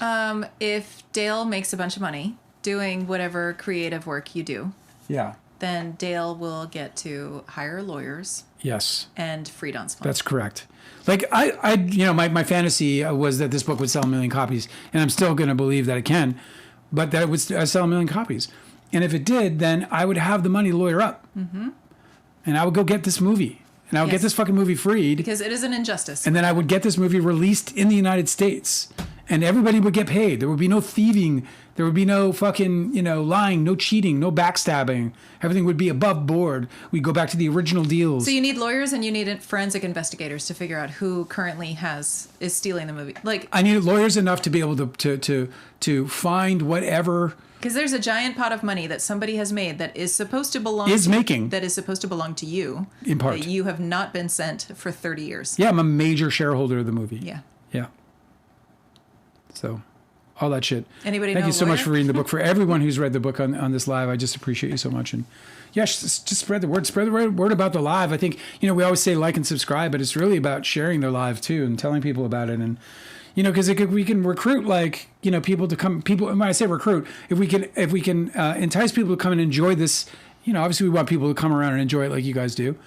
But if we can grow it out, part of the problem is that you got Andy fucking Signors with 1 million followers, and you got the fucking whatever that guy's name, the fucking Dave Navarro guy, Sassy Dave Navarro. Dave Navarro, Zach Peter. He's got whatever 150,000.